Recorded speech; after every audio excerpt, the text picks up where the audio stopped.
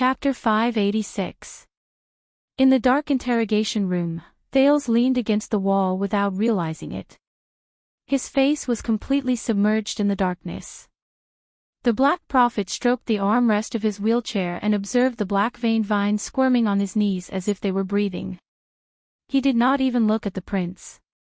At this moment, they seemed to have reached a tacit understanding. Only Raphael's voice still came from the other side of the glass. Our people have basically verified that this was just an accident, but we still have to ensure that this news will not be spread, used, and led to public opinion. Let's hope this is the only murder case because of this. Murder case. Thales slowly looked up. Because of this. Because of his dietary preferences. Thales was expressionless, his gaze frozen. Of course he could defend himself. This was none of his business. The so-called prince's love for lettuce was just a fuse. The whole thing was ultimately the result of a greedy person and an impulsive person's own doing. He should not be responsible for it. Including other things. Thales' fists trembled slightly. Right. Many people would not be troubled by it. King Nuvan would certainly laugh it off, King Chapman would only scorn it mercilessly, and King Kessel would certainly sit on his throne, unmoved. But, they are a different kind of creature. Ordinary people rely on food and air to live, but they rely on power to live. This was Putre's sentiment on Prestige Orchid Snowfield. You need a heart that is hard, cold, and unwavering. It's best to get used to it as soon as possible, for your own good. This was the advice King Nuvan had given him. At the thought of this, Thales felt bitter. Of course, they are still pursuing a few other cases, Raphael continued, his tone no longer as relaxed as before. Some may affect your reputation, some may cause financial losses, and many may not be obvious for the time being, but we have to plan ahead, and try to find a way to fill in the gaps. He had not finished his sentence, but he knew it was time to stop. Thales was silent for a long while before he replied. Okay, I understand. Raphael's expression changed slightly. He sensed something from Thales' disappointed tone. Very well, continue, Murat said faintly amid the rustling of the black-veined vines. At this moment, the Baron Bone Man suddenly said, Your Highness, my lord. Actually, the remaining cases are pretty much the same. Why don't we call it a day? Thales, who was immersed in dejection, quietly raised his head. However, he turned his head and looked at the old man in the wheelchair. Through the glass, the Black Prophet stared at Raphael for a long time, but the latter's gaze was steady and his expression calm. Murat snorted softly. Of course. The Chief of Intelligence flashed Thales a smile. Except for that. The last one. Raphael was silent for a moment, then nodded respectfully and listened to the order. Thales frowned, but he soon understood. The last interrogator was a woman. Even though she was escorted here with a hood over her head, she still looked graceful and graceful. The hood was taken off, revealing a beautiful woman with exquisite eyebrows and picturesque charm. Her first reaction was to smooth her hair and tidy up her appearance, showing no signs of panic or fear. Her light makeup did not lose her charm, and her calm demeanor was extremely alluring. Your name? In the face of such a beautiful woman, Raphael's tone was much better, no longer as aggressive as before. The beautiful woman looked up slowly, her slightly disheveled appearance almost perfect. Felicia. She answered calmly. Her voice was captivating, and her eyes were captivating. But the moment he saw the woman's face, Thales' eyes suddenly widened. Full name, Raphael politely reminded. The beautiful woman named Felicia giggled, bright and dazzling. She slowed down and stared at Raphael's handsome face with interest. That's Dorothy. Amy. Undine. Anyway, the customers have called me by many names. Felicia placed her left hand on the table and leaned forward, her eyes sparkling like water. But if it's you, her tone changed and was full of temptation. Why don't you call me little baby, little sweetheart, or little bitch? Raphael frowned slightly. Felicia inadvertently pressed her chest against the edge of the table, making her graceful and proud figure even more obvious. Which one do you like? Felicia winked seductively, and the corners of her lips curled up into a perfect arc. Handsome boy. Raphael put on a stern face. Felicia is fine. Felicia stared at him and suddenly laughed. She leaned forward on the table and lifted her chin seductively. Her expression was a little provocative, and she did not have the awareness of being interrogated. You're not a cop from West City, right? They're not so ignorant as to dare to kidnap people in Red Street Market. Felicia looked at Raphael carefully, and her tone became serious. As for Blood Bottle Gang, Catherine doesn't have the guts, Fergal doesn't have the face, and Nikolai doesn't have the strength. It's impossible for them to break the armistice agreement. She counted the names one by one, and her gaze never left the man in front of her. Recently, there haven't been any newcomers who would risk their lives to fight for a position. Thales stared at the woman in a daze. He looked at her appearance, her demeanor, her charm, and even the content of her words. He was more certain of his memory. That's right. It's her. An old friend. Felicia's bright eyes sparkled, but her tone was threatening. So, you're a cop from outside? Or a blue skin from another department? Raphael looked at the pretty woman in front of him and smiled. Whether I'm a police officer or not, you're already here, the Baron Bone Man said flatly. If necessary, I can lock you up for a few more nights. Felicia tilted her head and looked at him from the corner of her eyes. A few more nights. Hee hee. The woman bit her lower lip and exuded a charming charm. One night of mine is not cheap, handsome boy. Besides, even though you're handsome, you're also thin. The beautiful woman moved forward and looked at Raphael with a charming and enjoyable gaze. I really doubt that you can really persevere. Felicia revealed her beautiful figure on the table and bit her lip gently. She was very seductive. A few more nights. Raphael's expression tensed. Felicia chuckled when she saw the other party's reaction. And a few more nights. Felicia revealed her fair and slender neck, and her smile was profound. Are you sure that it's enough to lock me up? Don't you want to do more strange things? Felicia switched her legs and sat down. The scenery under her skirt was faintly discernible. Raphael coughed. Under the other party's smug gaze, he opened the document beside him and did not dwell on it any further. Felicia, nicknamed Fickle. You were born as a prostitute in the slums. You gave yourself up to the strong and climbed your way up. After the bloody year, you joined the newly risen. Raphael paused for a moment and looked up. Black Street Brotherhood. Felicia's expression changed slightly, and she tensed up. That's not all. You also worked under Black Sword's trusted aide and one of the 6 powerhouses of the Brotherhood, Fatty Morris. You're outstanding and deeply trusted. You trained prostitutes for the Brotherhood and acted as a go-between, Raphael said as he observed the other party's expression. So much so that the sleepless eye, Lance, had to rely on the flowers in your brothel as a source of information. So, it seems like you're not cheap, Miss Fickle. Or should I call you a madam of a gang? Felicia was obviously caught off guard when her background was exposed with a lot of secret information.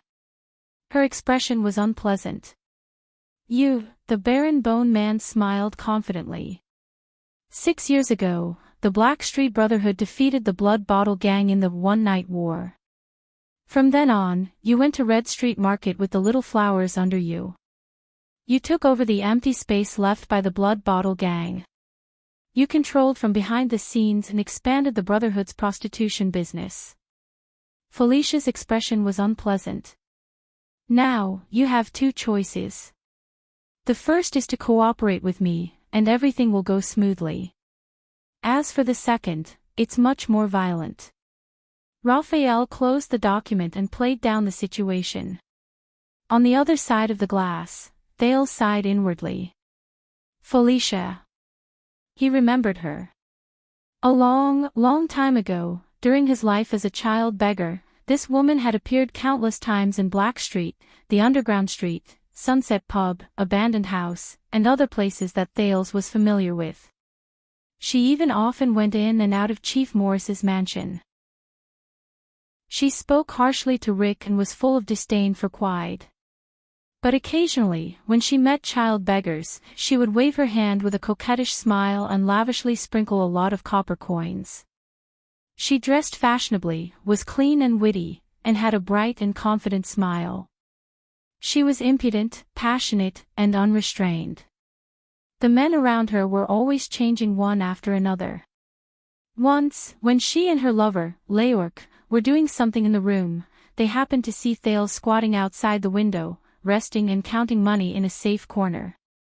But the moment their eyes met, the woman did not panic, blush, or feel displeased. She did not even warn the Brotherhood's killer, Leorc, who was working hard under her. At that time, Felicia, with her hair disheveled, just lazily pulled up the blanket to cover her beautiful breasts and bare shoulders. She pressed her index finger to her red lips and flashed a meaningful smile at the disheveled, dirty, and terrified little beggar under the window. Then, the beautiful woman laughed and threw her head back. Her long hair fluttered in the wind, and she continued to moan, which made people's imaginations run wild. The child beggar, Thales, was scared out of his wits. His face turned red, and in the end, he had no choice but to flee. Thinking of the past, Thales felt a wave of melancholy. In the interrogation room, the Baron Bone Man's gaze was aggressive, and he would not stop until he achieved his goal. Felicia looked back at Raphael, a little at a loss. But in front of the Secret Intelligence Department interrogator, who had a sharp gaze and was cold and ruthless, she was soon defeated. The Brotherhood, giving yourself to a powerful person, clinging to a higher position, and calling yourself a brothel keeper. Looks like you found out everything, police officer. Felicia's eyes were slightly red, and the corners of her mouth trembled. Her previous flirtatiousness and eloquence were gone like the avalanche of a snowy mountain. Of course, you can righteously accuse me of my profession and affiliation. You can accuse me of being a dirty and lowly brothel keeper, the head of a prostitute. But you think, the woman forced herself to turn her head away, bit her lip, and wiped away the tears from the corners of her eyes. You think I willingly walked down this path and did filthy things for the Brotherhood? Raphael, who was about to follow up on his victory, suddenly froze after breaking through his target's defenses. Set off by her slender neck and graceful figure, Felicia was like a lonely flower on a cliff, stubborn and poignant. Since I was young, men only looked at me and my body with dirty eyes, especially after I reached the age of wearing skirts. They became even more. Raphael was obviously uncomfortable as he listened to her words. He furrowed his brows. Those people, those scum with knives in their hands, when they forced themselves on me, Felicia smiled mournfully. When I resisted, they beat me even more fiercely.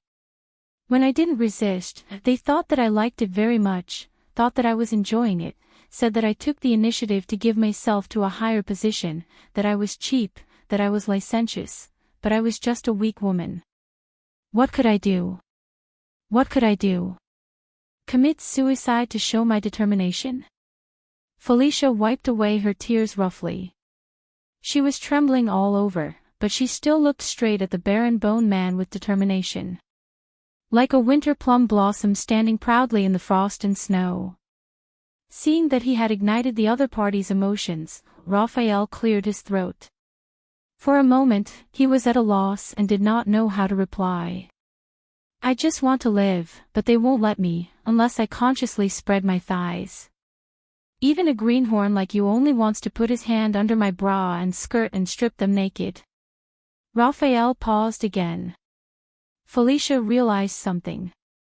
She shrank back with her tear-stained face and tried to pull up her sleeves and skirt to prevent more of her skin from being exposed. At the same time, she stared fiercely at Raphael. Raphael became even more embarrassed when she stared at him like that. He could only look away uncomfortably. Felicia covered her chest, front, and thighs, and stared at the barren bone man. Her tears could not stop falling.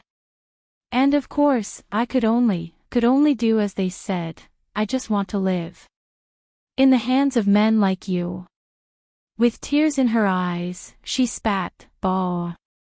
Threatening me with violence. Come on.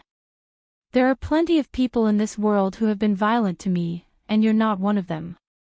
Felicia's breathing became heavier and her tears fell like rain. Stubbornly, she had to raise her sleeve to cover up her tears, but it was not effective. Soon, a large patch of her clothes was soaked. Raphael sighed deeply. He looked at the document in his hand, not knowing how to continue. For a moment, the interrogation room was filled with the woman's sobs and gasps. On the other side of the glass, Thales had mixed feelings. Beside him, the Black Prophet was interested. He whispered, "Very good, I like this girl." Morad lowered his head and whispered to the demonic vine on his knee. "Tell Raphael that it's her." The black-veined vines on his wheelchair surged in response. In the interrogation room, Felicia's crying did not seem to have any intention of stopping. Raphael, on the other hand, sensed something and glanced at the glass. Thales might have seen this before, but it still made him uncomfortable when he saw the back and forth between the vines. Raphael took a deep breath and hesitated for a moment. Finally, he took out a handkerchief and handed it over. The woman was stunned at first, then tentatively took the handkerchief under Raphael's signal. Thank you." Her makeup had lost its color and her eyes were red. Wiping her tears with the handkerchief, she timidly glanced at Raphael, ashamed. I didn't want to cry, I'm just sorry." Raphael sighed again, his expression bitter. "It's okay." The barren bone man frowned at his document. "You're safe here. No one will force you, no one can hurt you." "No. The Brotherhood is very powerful. Besides, I was kidnapped in Red Street Market, and I've been missing for so long." Felicia reacted, and her expression changed slightly. "No, they don't like traitors and informants." She became flustered, but Raphael interrupted her. "Hey, listen up." Raphael held her hand and said sternly, "I will protect you." Felicia paused. "Protect me." Felicia struggled to break free from Raphael's hand, which made the latter a little embarrassed. With a low sob that ruined her makeup, Felicia smiled sarcastically. "Yes, you're really handsome, and you don't look like a bad person. At least, you're not scum like the Brotherhood." The sarcasm on her face slowly disappeared, leaving behind deep fear and sadness. "But you're not enough. You can't protect me. You don't know how afraid they are." At this moment, Raphael laughed. He laughed wantonly, indulgent, and cynical. Felicia's sobbing voice fell silent. "Is this how you treat them?" The bitterness and pity on Raphael's face disappeared without a trace. It was as if the man who comforted her gently did not exist. Felicia looked up, trembling, just in time to see Raphael leaning back in his chair, raising his arm to gesture at her. "This whole set." "What?" Felicia stared at him in a daze. Until Raphael burst into laughter. The barren bone man calmly flipped open the document on the table and pushed out a piece of paper. Iron Bat Society's big hand Gary mysteriously disappeared more than 10 years ago. Until now, he has not been seen, and no corpse has been found. Felicia was stunned when she saw the image on the sketch. Raphael pushed out the second piece of paper. Blood Bottle Gang's drug dealer leader Dogtooth Bolt. On his birthday, his subordinate, now known as Illusion Blade Catherine, betrayed him and fought with him. Mudu Talon, a corrupt police officer of the Western City Police Station. After being exposed, he was sent to the prison of Bones. A few months ago, he failed to escape from prison and was killed on the spot. One of the honorary directors of Aroma Merchant Group, spice merchant Boli Kato, encountered bandits while on an outing. He was blackmailed for a large sum of money, but was still killed. Raphael methodically showed the pages of the document in front of Felicia. As for the once famous Blood Bottle Gang's #1 expert, the wandering knight Luo Sang II, who reached the peak, Raphael narrowed his eyes with a wary expression. 16 years ago, he failed to ambush Black Sword. The latter fought against 2 enemies and killed him on the street. When he heard the familiar nickname, Thales raised his head in alarm. Felicia did not speak. She only stared at the documents in a daze, like an innocent passerby who was involved in a major case for no reason. The tears on her face had yet to dry. As if a weak woman, Miss Felicia. Raphael's gaze was cold. He tore off the last of his disguise. It seems that since you were 12 years old, every important person you got close to, or according to what you said, every terrifying bad guy, who forced himself on you with a knife, did not end up well. Felicia sat on the spot in a daze. She seemed to have forgotten to cry. The next moment, the woman slowly raised her head. Raphael furrowed his brows. Unknowingly, the frailty and pain on Felicia's face disappeared without a trace. She no longer gasped, sobbed, and wiped away her tears. The woman threw away her handkerchief and stood up slowly. Starting from the corners of her mouth curled up into a strange and chilling smile. It was directed at Raphael. "Handsome boy, you know me so well." Felicia's voice was delicate and soft. She sat sideways on the table and leaned forward. Her movements were seductive and provocative. "Then, do you want to know more about, a little deeper?" She was naturally beautiful. Even though her makeup was ruined by her tears and the powder spread on both sides of her cheeks, Felicia's smile did not look ugly. Instead, it had a different, strange, and fatal allure to it, making it even more eye-catching. On the other side of the glass, Thales felt a wave of irritation from the sin of Hell's River. Raphael's expression was tense. He did not answer. But on the table, Felicia's eyes were misty. She bit a finger in her mouth, and almost half of her body crossed the table to approach the barren bone man in a seductive manner. "Or do you actually want to be like them?" With a hard knife, she pressed her lips against his ear and sent the heat of her breath into Raphael's ear. "Stab me." The provocative tone in Felicia's voice was heart-wrenching, and his heart surged with emotions. Raphael's breathing began to quicken. Thales could not help but recall the time when they exchanged glances when he discovered that this woman was doing something good. He could not help but blush slightly. But at this moment, crack. There was a soft sound. Felicia's expression changed drastically. She lowered her head and was shocked to see that her left hand, which was propped up against the table, was firmly cuffed to the leg of the table. Hence, she was now lying sideways on the table in a strange posture. One of her hands was cuffed, but her struggles were futile. She could not sit or stand, and she looked pathetic and awkward. The woman turned her head around in anger. But Raphael only calmly picked up the documents, walked around the table, and sat down on the seat that originally belonged to Felicia. Felicia had to turn around in a flustered manner to follow Raphael's direction. But when she turned her eyes, the resentment on her face instantly disappeared without a trace. "I see, so you like this. Oh my." Felicia flashed a mysterious smile. In her awkward posture, she simply kicked off her shoes, sat cross-legged on the table, and lay down seductively in front of Raphael. The woman's slender legs were clasped together. The scenery under her skirt was hidden, and it was full of temptation. Actually, I quite like doing it in handcuffs. But she was disappointed. Raphael only looked at her with the ghost of a smile. He was not tempted at all.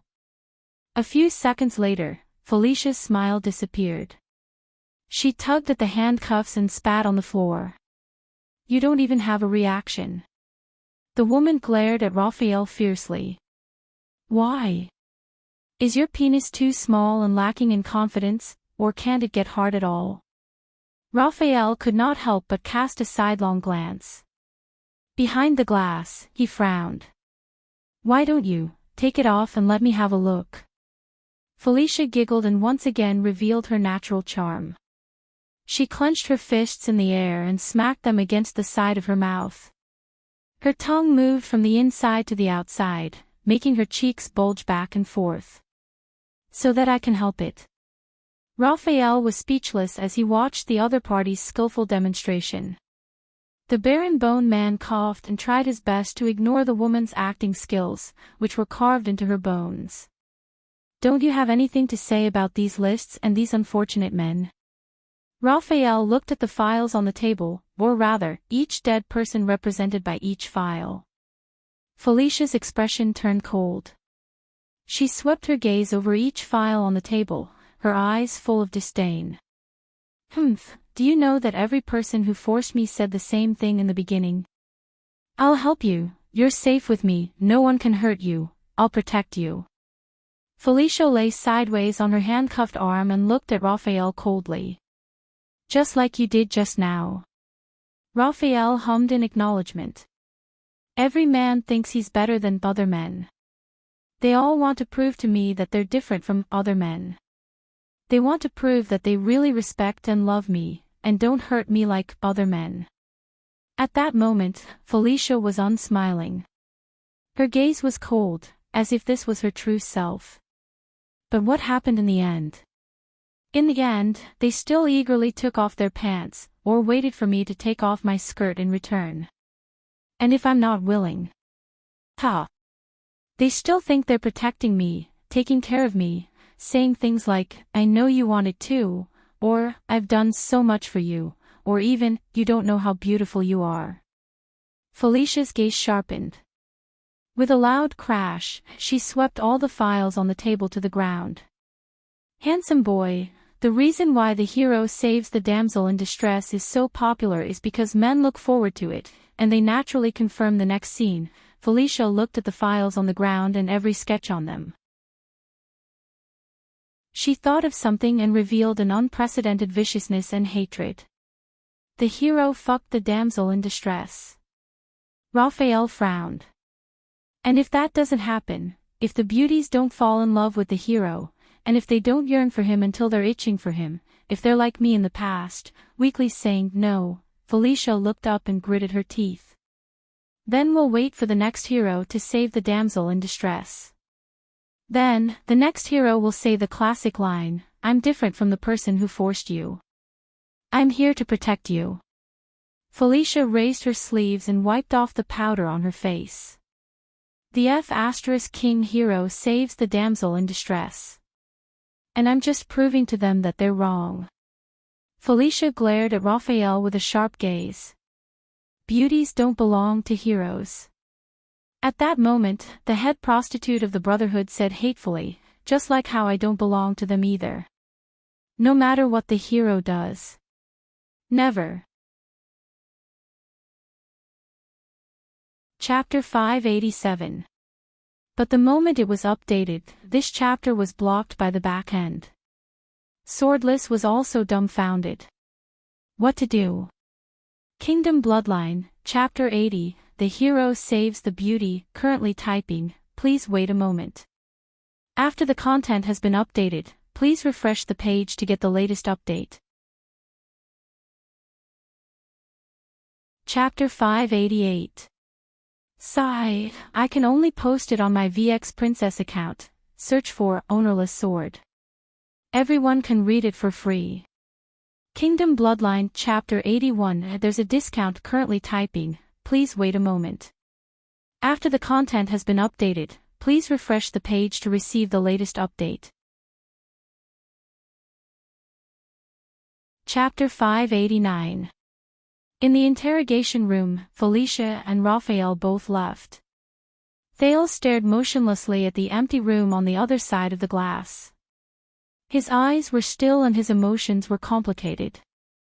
Sunset Pub, Jayla, the familiar name reverberated in his memory, stirring up endless waves every time he heard it. Ever since he finished chatting with Gilbert that time, as a prince, he, who carried a heavy burden, had buried their sadness in the deepest part of his heart. Until just now. Thales subconsciously clenched his fists. The sin of Hell's River was not threatened by any external force, but it was still surging and roaring in his veins. Your Highness, do you mind giving me another push? Murat's pleasant and comfortable voice, coupled with the constant sizzling of the black-veined vines, pulled Thales back to reality from his complicated thoughts. But it also made him even more upset and restless. Thales slowly turned around and looked at the Black Prophet. But Thales did not move, nor did he help the sickening wheelchair under the old man's knees. Why? Why here, in front of the person he feared the most? You brought Felicia here on purpose, didn't you? Thales was expressionless and his tone was cold. The old man in the wheelchair put down his teacup and turned around indifferently. Not just to let me see the consequences of what I've done. Thales' eyes turned cold as he looked straight at Murat. You know her identity, her past. You also know my past. So you deliberately let Raphael mention Sunset Pub in front of me. The Black Prophet stared at him, his wrinkled face breaking into a smile. How is it, Your Highness? Surprised. For some reason, the smile was so awkward in Thales' eyes. Smug. Dark. Hateful. There must be a motive. What do you mean by this? What are you going to do? Thales stared at Murat, his eyes spitting fire. Old man. The interrogation room instantly became oppressive and solemn. The black-veined vines on the old man's wheelchair and knees wriggled uneasily at an extremely high frequency, sizzling. In the darkness and silence, the Black Prophet chuckled. In the face of the prince's anger and accusations, he indifferently moved his wheelchair and turned around to face Thales. I thought that when you saw how attentive the Secret Intelligence Department was to your wish, and when you heard about your childhood playmate again, you would be very happy.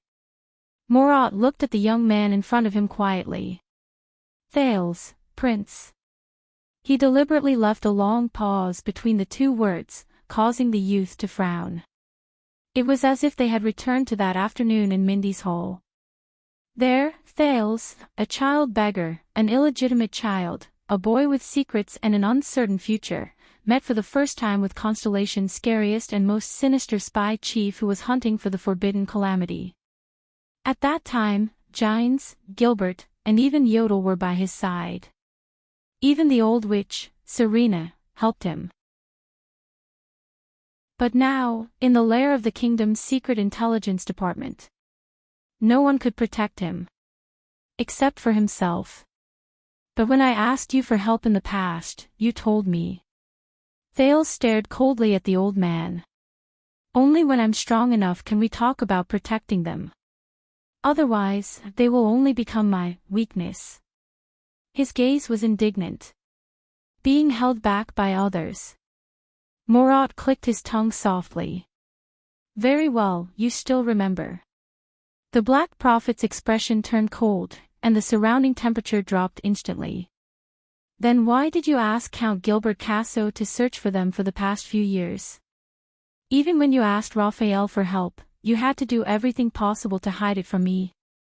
Thales felt a chill in his heart. He knew. The Duke of Star Lake looked at Murat's smile. The old man in front of him knew everything about him asking Gilbert Casso to search for them.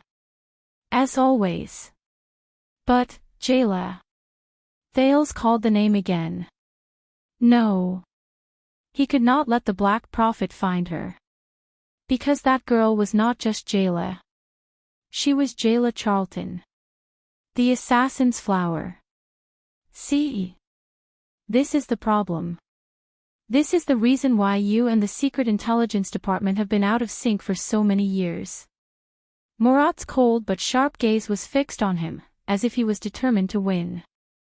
We've always been on our own, unable to connect. The black-veined vines coiled up on his knees again, hissing like many poisonous snakes tangled together. It was strange and dangerous. Thales clenched his teeth. The pain of having his disguise torn apart in Renaissance Palace, the pain of witnessing countless tragedies in the interrogation room, the dissatisfaction with the setbacks of the Secret Intelligence Department over the years, and the worry for Jayla and the child beggars all melted into Thales' veins at this moment. Together with the sin of Hell's River, it flowed into his tortured nerves. It ignited the dissatisfaction in his chest. It pointed straight at the old man in front of him. I've said it before. Put away your nose that's sniffing around, and stop meddling in my affairs. Thales gritted his teeth. Or have you made up your mind to use them as a bargaining chip to threaten me? The Black Prophet laughed. You were in danger in the north, Your Highness. Therefore, you had many concerns and found it hard to trust us, so much so that you doubted our motives. I'm not surprised. In fact, it should be a good thing that you're cautious and think twice about everything, Thales interrupted him with a sneer. Then why didn't you say anything for the past 6 years? Why did you wait until I returned to the country before revealing this matter in front of me? Murat paused for a while, deep in thought. You're right, Your Highness. We began to pay full attention to this matter, the old man's tone became stern. It's precisely because you've returned to the country. Because as the Duke of Star Lake, you're now, to be precise, when you expressed your dissatisfaction with my wheelchair just now, that's when you're truly powerful. Murat looked at the other end of the interrogation room. That's why we let you see that scene just now. Your weakness. Weakness. Thales was shocked. What do you mean? The Black Prophet grinned. Your Highness, you're young and intelligent. I don't need to say much to understand His Majesty's intention in sending you here. Regarding the mess you saw, the old man turned to the empty room on the other side of the glass. The black-veined vines swayed back and forth, as though they were staring at Thales all the time. What do you think? Mess. Thales felt empty. Without waiting for his answer, Murat said slowly, the unemployed workers at the winery, the order for dual weapons from the blacksmith shop, the nobles of Blade Edge Hill protested. With every word he said, Thales became more absent-minded. The murders caused by Lettuce, and the Northland girls in Red Street Market, these are all. Thales' lips moved slightly, but he could not squeeze out even a word. I know. Murat's tone softened. You feel very wronged, very depressed, very sad, very indignant. All of these were actually not your intention. But this is the power of power. The power of power. Thales was speechless. The Black Prophet continued to stare at him, full of smiles, but there was no warmth in his eyes. Before this, I believe that everyone, whether it was Count Casso, female officer Gines, or even His Majesty, had warned you that as the Prince of Constellation, the Duke of Star Lake, and the heir to the throne of this kingdom, your decisions would have far-reaching effects, and the repercussions would be endless. Thales took a deep breath. I know, I will think of ways to make up for it, but Murat suddenly raised his voice, drowning out his confession. But maybe they didn't tell you the crueler part. Compared to the high position you are in, what you do doesn't matter. No matter how you make up for it, it will be of no use. Thales looked up, stunned. What? Insignificant. Of no use. The old man wheeled his wheelchair in front of him, his voice hoarse. Because your behavior itself is more influential than its content and substance. What is important is not what you do, whether you do it or not, and even more so, whether you do it right or wrong, but that you are there. At that moment, the Black Prophet's gaze was like a bottomless black hole, with an unprecedented suction force that firmly enveloped Thales. It is your position and existence. What is important is not what you do, it is your position and existence. Thales frowned and met the old man's gaze. But in his mind, he thought of the words of another person, Thales, in this world, they do not hate us. What they are unwilling to forgive and find difficult to accept is not our actions, it is our existence. Under the power of power, your position is different from others, and the gap is set. Then, no matter what you do in the upper reaches of power, what will happen will happen. The Black Prophet's expression was indifferent. His gaze was unfocused as he looked at Thales, but it was more like he was looking into the distance. You make a small ripple, and the torrent will roll. You make light of it, but it is heavy. You whisper softly, but it is deafening. Murat sighed slowly, feeling inexplicably emotional. Power, it pours down like a mountain torrent and destroys everything, from you, to the noble of Blade Edge Hill just now, to the merchant de Gory and the blacksmith old Gilburn, to Miss Felicia and that poor vegetable and fruit farmer, all the way to the thousands of people in the kingdom. No one is spared. No one can stop it, and no one can stop it. This is the weakness that ultimately prevents you from reuniting with your childhood playmates after so many years. Thales was stunned. Your Highness, with all due respect, it is very easy to find their whereabouts, but what happens after you find them? Gilbert's words rang in his mind. Have you ever thought about the impact your reward, repayment, or even just observing them in secret might have on them? It is easy to do one thing, but it is extremely difficult to perfectly deal with the countless consequences brought about by this matter. As he thought of this, Thales became more and more depressed. You mean, no matter what I do, power will always distort my actions, and as a prince, I can only accept it in exchange for a cold and hard heart. Murat did not speak. He carefully sized up the youth in front of him. There was a long silence in the interrogation room. Until the Black Prophet's eyes focused again. In fact, to prevent such accidents and losses, at the upper reaches of power, at the top of the crowd, around us, a high wall was built. Thales looked up. The Black Prophet's eyes were bright, and he spoke with certainty. It's a buffer wall to prevent a noble like you from becoming a remorseful person with a single mistake. So as to separate the mountain torrent and thunder of power. Murat turned his wheelchair around and looked at the empty interrogation room. So we have social etiquette, lifestyle fashions, facade decorations, behavior styles. These seemingly unrelated factors are the result of power, the social dams it builds on its own in the course of its operation. Using differences to separate people, using differences to separate superiority and inferiority, using rejection to label categories, and using rupture to regulate behavior. To tell the world that they are completely different from us. Areltha were not. Thales frowned. The Black Prophet's gaze was sharp. That's right. They block communication, foster estrangement, breed conflict, and mark class. But it has also built a natural floodgate for the rampant, barbaric power, Li Yao said. Looking at the puzzled Thales, Murat snorted softly.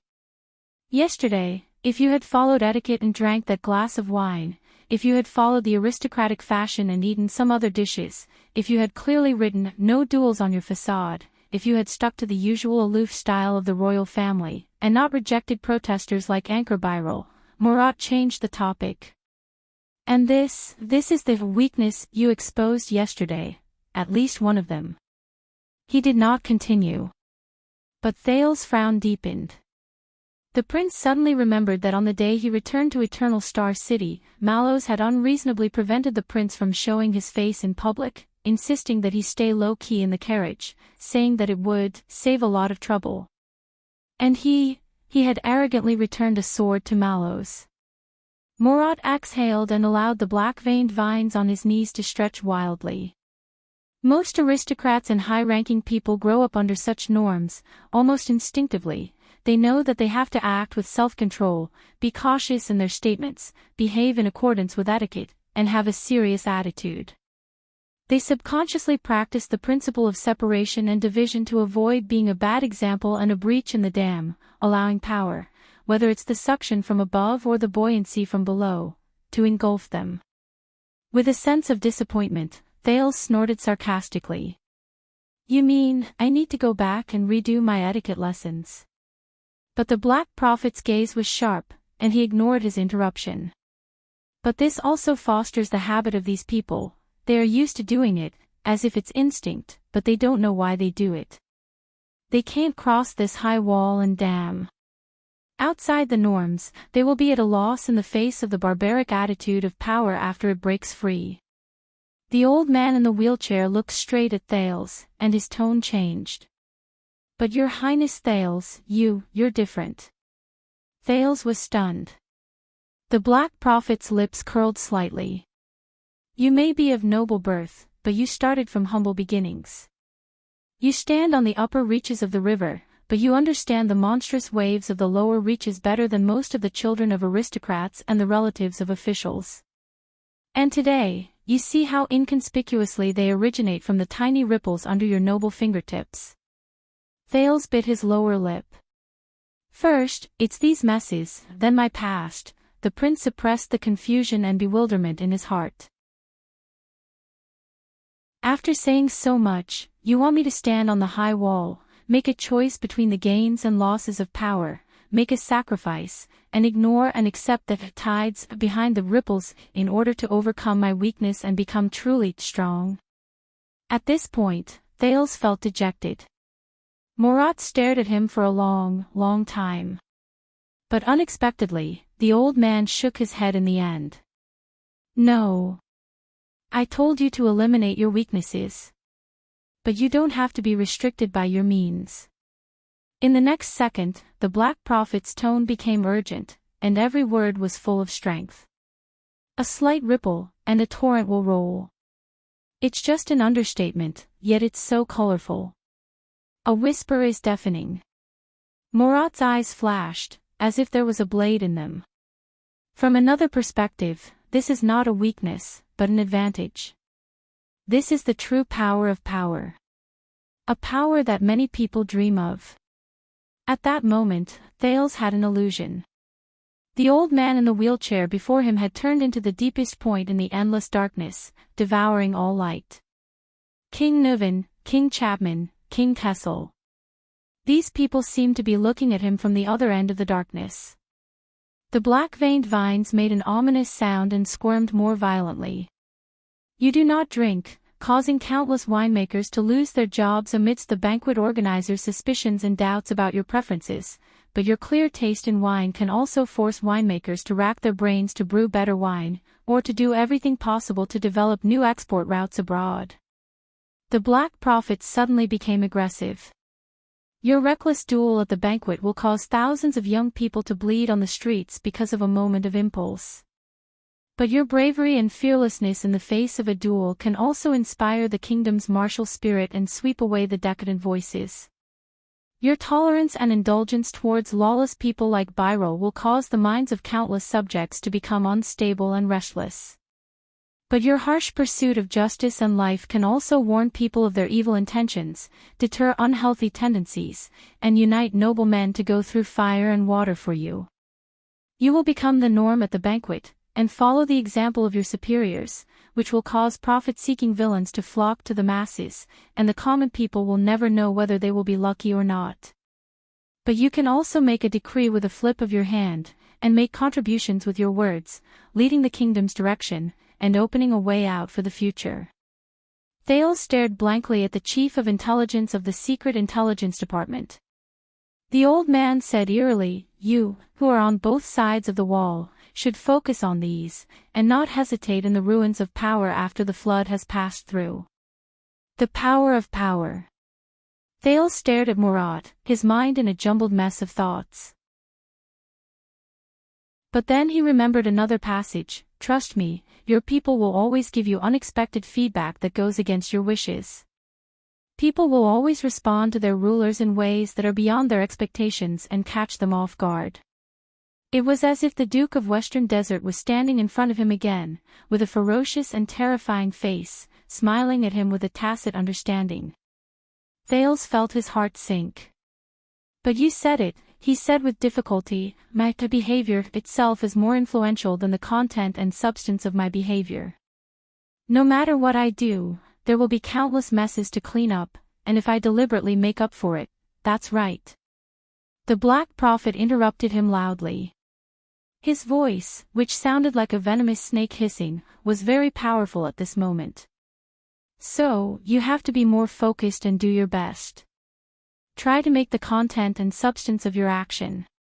He stretched out his finger and pointed at Thales' heart. "Surpass itself. Surpass the original sin of its position and existence, and in turn, cover its weakness. Are you worried that with the addition of your position, your concern for your childhood playmates will become their ferryman of Hell's River Bell?" The Black Prophet suddenly brought up the thing that Thales cared about the most.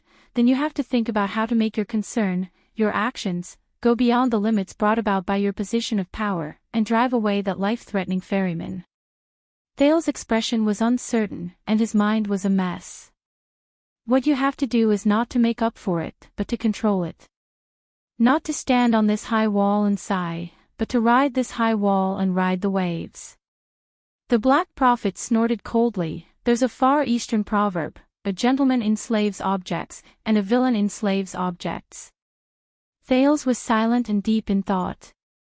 "Your Highness," Murat pressed on the arm of the chair, and the black-veined vines on it gradually calmed down. "So was the former king. So was Crown Prince Midir. So was His Majesty Kessel." Hearing the familiar name, Thales frowned hard.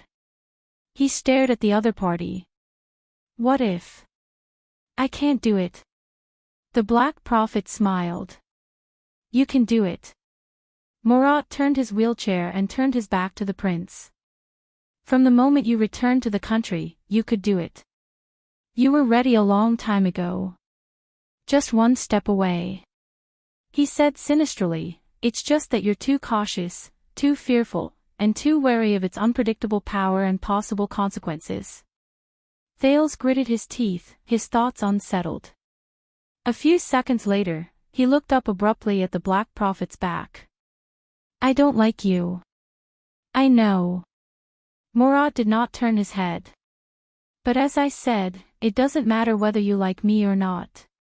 What matters is whether the fact that you don't like me can transcend the established position between you and me," the old man said slowly. "Under your control, it will bring about its true effects." Thales' expression changed slightly. Murat took a deep breath, turned his wheelchair, and prepared to leave. At this moment, "Will you be lonely?" The Black Prophet paused. Thales cast a glance at him from behind. "Lord Hanson, you said before that it's been a long, long time since you've met someone who can feel at ease in front of you without any burden, and who is not afraid to lie to you. That must feel very lonely." Murat did not speak. Only his back moved. Then, Thales' tone changed slightly. "The Red Witch." At that moment, Thales saw the black-veined vines on the Black Prophet's wheelchair sway. It said that Madame Kalshan, who can deceive you and is not afraid to lie to you. Is she one of them? Murat remained silent. Only the black-veined vines wriggled back and forth, more and more jubilant. The atmosphere in the interrogation room became very delicate. A few seconds later. "Please forgive me, I'm old and my energy is limited. I'm going to rest first." The Black Prophet did not move, but the demonic vines on his knees swayed horribly, covering the wheel of the wheelchair and dyeing it into endless darkness. "Raphael, entertain His Highness well. Make sure he feels at home." Thales turned his head in shock, only to find that Raphael was already standing at the door. The Baron Bone Man bowed respectfully. Covered by the dark vines, Murat's wheelchair rolled in a strange and astonishing manner, carrying him forward and disappearing outside the door. The interrogation room regained its peace and relaxation. Thales stared blankly in the direction where the Black Prophet had left. So, his wheelchair can actually move on its own. He murmured. There's no need for me to push him. Raphael came to his side and smiled. Sometimes, some people just need a push, Yizichin said. Thales sighed. How did you get along with him all these years? Raphael raised his eyebrows and looked at the door where the Black Prophet had disappeared. He said, the Baron Bone Man said calmly. And I listened. Thales snorted with a gloomy expression. I guess so. Raphael smiled lightly and gestured to the door. As I said, you'll only feel worse when you get to the Secret Intelligence Department. The prince sighed and followed Raphael out of the interrogation room. Felicia, that girl left. With complicated feelings, Thales walked past the portrait of Princess Theodora, the glorious star. I'm not even looking at you. Why the F***ck are you scolding me? You narcissistic idiot. Thales vented his anger at the incompetence in his heart, and asked in a non-committal manner. Raphael nodded. Why, do you want to spend some more time with her? Thales frowned at him, looking displeased. Raphael smiled lightly and raised his hand in surrender. Thales glared at him and snorted softly. What about you? Cohen. He'll be fine. Raphael did not blush or pant. He did not look ashamed at all when she realizes that he's not me. But you won't, Thales said coldly with a hint of bickering, when he realizes that you sold him out. It's okay. Raphael did not feel burdened at all and was relaxed. He's used to it. And, Cohen, Raphael paused for a moment. The corners of his mouth curled up and he kept what he wanted to say in his heart. He can't beat me. Raphael. The two of them walked in silence for a while before Thales suddenly spoke. Do you guys do this often? Wipe my ass. Raphael frowned and turned around. Murat said that I've always been incompatible with the Secret Intelligence Department, we've always been on our own, and there's no communication between us, Thales said faintly. I've brought you guys a lot of trouble. Raphael sighed slightly. Probably, he replied casually and did not say anything else. Thales snorted softly. Is that so? But it's not all trouble, right? I should be of some help. Thales thought of the mess he saw today and the mess the Secret Intelligence Department had wiped for him. What you need to do is not to make up for it, but to control it. Raphael was silent for a while. Do you want me to tell the truth? Thales looked at the Baron Bone Man. National Conference, Dragon Cloud City, the Great Desert, Blade Fang's Camp. Raphael's expression did not change as he counted the locations. Basically, all the times you acted freely and saved the world by yourself, the people you helped, were all hindrances. Thales' expression changed. It can't be. Raphael turned his head and gave him a polite fake smile. But, Thales caught up with him and said indignantly, National Conference, if I hadn't persuaded Zayn, we had a backup plan. Dragon Cloud City, if I hadn't gone back and defeated Lampard, we also had a backup plan. Great Desert, as expected. Blade Fang's Camp, completely hindrance. Thales did not manage to catch his breath. He said unhappily, really? Raphael shrugged, the Kingdom's Secret Intelligence Department is the place with the most meticulous planning in Constellation. We have records of any accidents, including you. The prince is one of them. When he heard this name, Thales took a deep breath and reminded himself not to get angry. Alright, let's take the most exaggerated example. 6 years ago, when you carried out Dragon's Blood, did you think that you would lose control like this? Charlton. Shadow Shield. Secret Room. Chapman Lampard. Raphael looked back at him.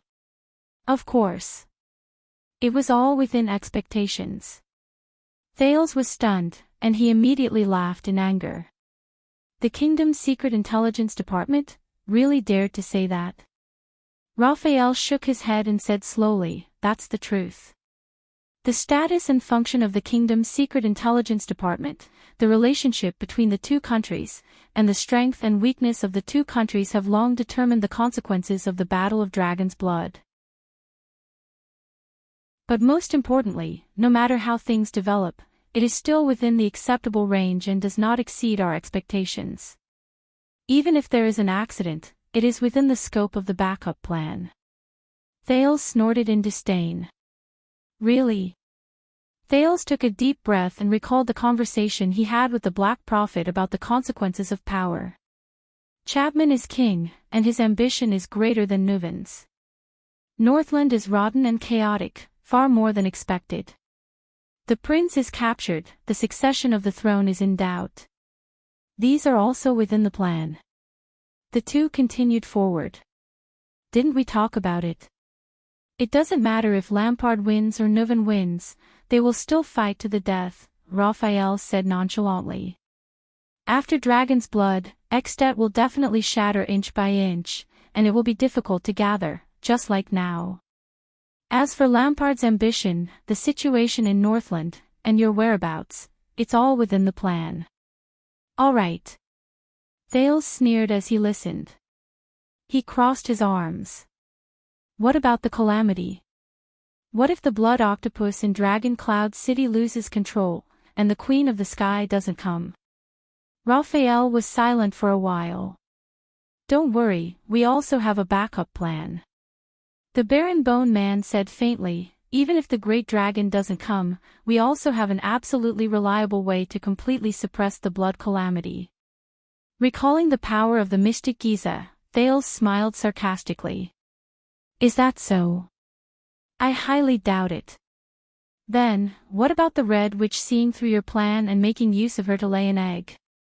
What's the backup plan? Since we are going to Dragon Cloud City, we will definitely have to fight the secret room head-on. Raphael did not panic. Being stopped by them is also within our expectations. Didn't you come out safely? Thales curled his lips and shook his head. It sounds like he's being stubborn. What about when King Chapman entered Heroic Spirit Palace and prepared to gather the Archdukes to join the coalition army to invade Constellation? The prince said coldly, don't tell me that was also within your expectations. You also have a backup plan. Raphael did not even turn his head. Of course. Thales shook his head in disdain.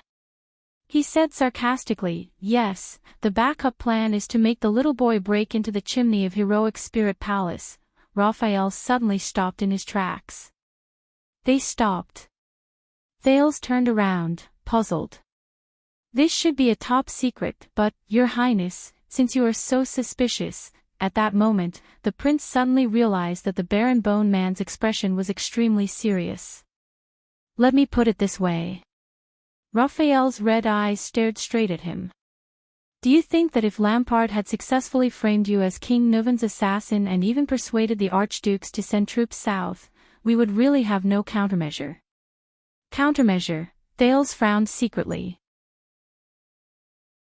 Furthermore, you've been standing here for the past 6 years, thinking that you've saved the world by yourself and turned the tide. The prince's expression changed slightly. Raphael's tone was very mysterious, with a very deep meaning. How did you know that on that day in Heroic Spirit Palace, an ally who secretly communicated with us and cooperated with us? Raphael said faintly, only Lampard. His voice faded away. Time seemed to stop at that second. Thales was completely stunned. Only Lampard. What? In the quiet corridor of the Secret Intelligence Department, Raphael looked at the stunned Thales expressionlessly. It might not be very polite to say this, Your Highness. Even though your choice back then was quite bold. Beside them, Oriental beauty Elva looked at them quietly from the portrait. But you were just one of the countless spare chess pieces in the chess game. Raphael narrowed his eyes and said in a profound tone, one of them. Thales was stunned for a full 10 seconds. One of them. At that moment, Thales felt like he had returned to the bloody storm 6 years ago and the hustle and bustle of Dragon Cloud City that night. The calamity, Nuven's death, Black Sand's entry into the city, the alliance of archdukes, the South Constellation, the Archduchess, King Chapman, but old scenes flashed in his mind. Thales felt his thoughts stiffen and stagnate. Dragon Cloud City, Heroic Spirit Palace. Everything in the past, like a beautiful painting, was just torn apart by Raphael. But, no. One of them. No. Raphael looked at the prince's dazed expression, smiled in satisfaction, and turned around again. But at that moment. Byrol. The Baron Bone Man turned around, puzzled. Anchor Byrol, the assassin last night. Thales looked up slowly, in a daze, and murmured. Raphael, I want to see him. The prince frowned, looking slightly anxious. Now. Chapter 590. Why? Raphael's expression was unpleasant as he responded coldly. There is no why. Thales stood in front of the portrait of Lone Sail Noah Almond, gritted his teeth and looked up. I want to see him. Raphael shook his head. I know he's here, Thales interrupted him. While he tried to reorganize his thoughts, he insisted firmly, I know he's here. After the banquet, he was escorted here. In the corridor of the Secret Intelligence Department, under the gaze of the Chief of Intelligence of the past generations, Raphael stared at Thales. What are you going to do? Nothing much. Thales calmed himself down and made up his mind. But he is one of the messes I left behind. I have to see him. Immediately. Raphael could not help but frown as he looked at Thales' determined expression. I can't decide. I need to consult his lordship first. Tomorrow, you've been evading me for the whole day, Thales interrupted him mercilessly. For the sake of the past, you should at least be of some use, right? Raphael pursed his lips. But at that moment, if you really want to see him, Your Highness, it is not impossible. Both of them turned their heads. The one who spoke was a familiar man with a walking stick. He stood respectfully and humbly under the portrait of the Pale Baron, Sancho Doyle. Norb. Raphael looked at the man in surprise. What are you doing here? As the highest person in charge of the kingdom's secret intelligence department in Western Desert, Norb did not answer. He only looked at Thales quietly. The prince glanced at Raphael and turned towards Norb. Are you serious, Norb? Can you really bring me to see him? Anchor Byrol. Norb nodded and bowed respectfully. I have the authority. Please follow me. Thales exhaled and stepped forward. Wait a minute. Raphael pressed on Thales' shoulder with a gloomy expression. Norb, this is none of your business. Don't interfere with my case. Thales said discontentedly, Hey, but Norb tapped his walking stick, signaling the prince not to be anxious. Listen to me, Raphael. Norb said patiently, Anchor Byrol is a Western Desert nobleman. In this case, I think my long-term experience of lurking in Western Desert can help. I don't need it, Raphael refused. But this time, Norb didn't back down. But the Lord needs it. The person in charge of intelligence from the West Wilderness said calmly, in fact, he has already assigned me the interrogation and investigation of Anchor Byrol before he is transferred to the Court of Justice. Raphael was instantly stunned. When? Just now, Norb said calmly. And I think that letting Your Highness meet him may help the progress of the case. At that moment, Raphael frowned at Norb, who looked back at the Baron Bone Man nonchalantly. The two men from the Secret Intelligence Department exchanged glances in the air. Your Highness. Norb gestured with his hand. Shall we go? Thales glanced at Raphael and took a resolute step forward. Seriously, as he walked past the Baron Bone Man, Thales cast a displeased glance at Raphael. What do I need you for? Cohen Caribbean. Raphael stood rooted to the ground. His expression seemed to have sunk into an icehouse. Norb smiled faintly and turned to lead the way. If you're worried, Raphael, you're welcome to accompany us. He became friendly and humble again. Raphael said nothing and remained expressionless.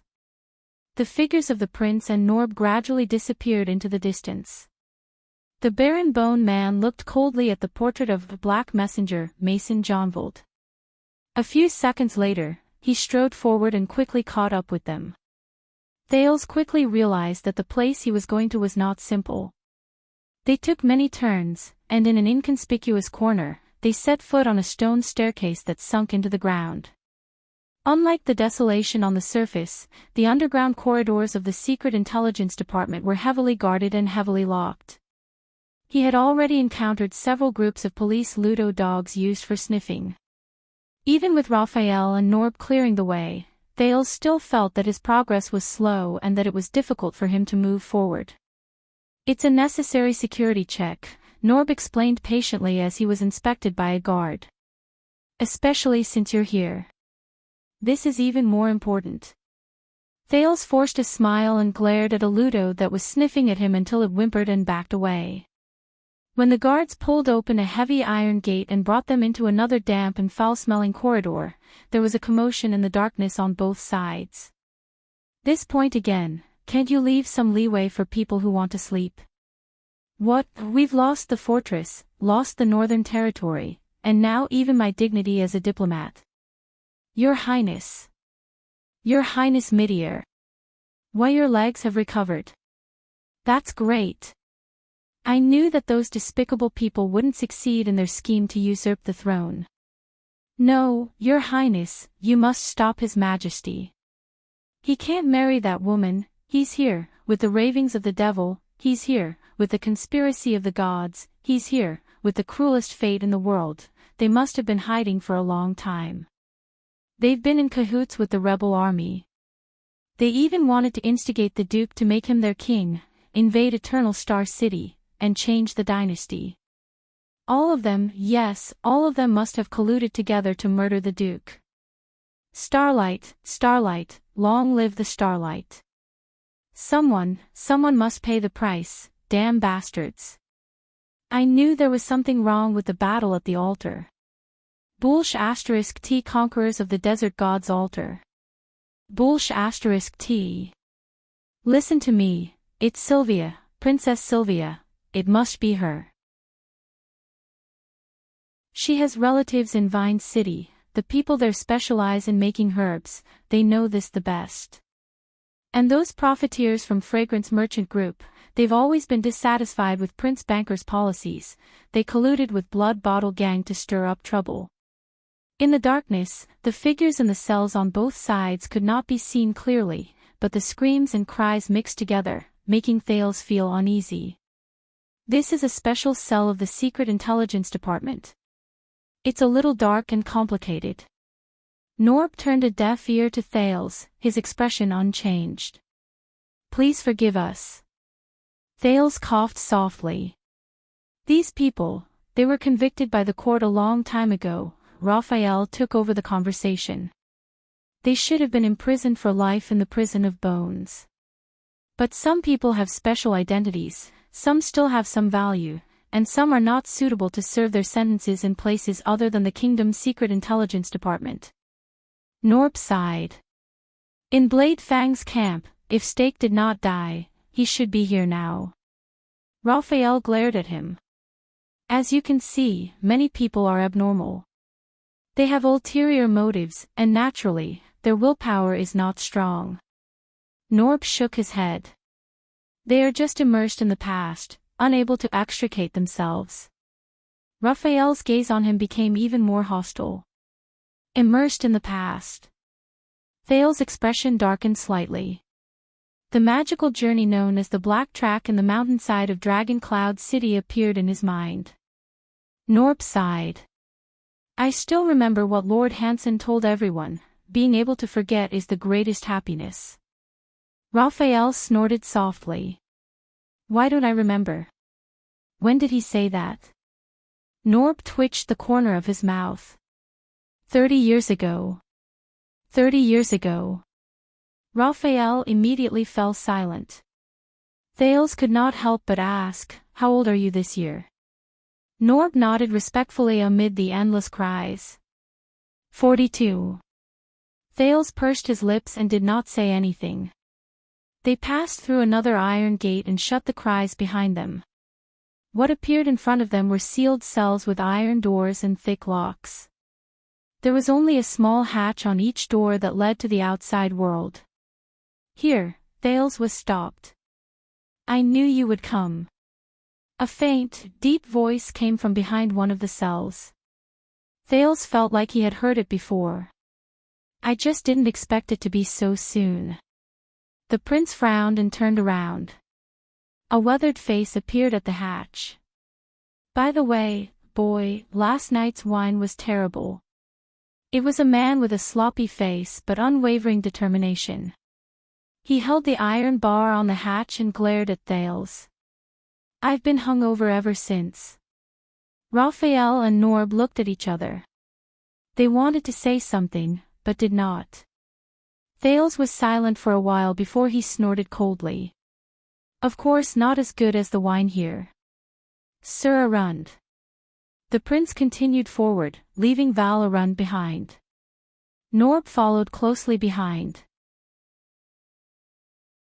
I told you, he will be a big problem. The imprisoned guardian duke of the Northern Territory stared at Thales' figure quietly. He is older than you, little Baron Breed. When he heard this form of address, Raphael, who was the last to leave, stopped and looked at Val behind the iron door with a complicated gaze. Eat more in the future, Your Grace. Raphael stared at him for a while before he slowly said, Don't just drink. Once he finished speaking, the Baron Bone Man turned around and left. Wait. Raphael turned around. Val pressed his elbow against the iron door. After a few seconds of silence, he slowly passed a folded letter out of the hatch. Raphael frowned. You know, she won't reply to your letter. Val's gaze dimmed. I know. The Duke's gaze fell on Raphael's hands. The latter subconsciously put his hands behind his back. But at least, you can see her once, child, Val said absent-mindedly. Raphael looked at him for a long time before he finally sighed. He walked to the hatch, took the letter, and put it away carefully. All right. Val forced a smile. Thank you. But in the next second, the Baron Bone Man's expression returned to indifference. But we will only use messenger crows.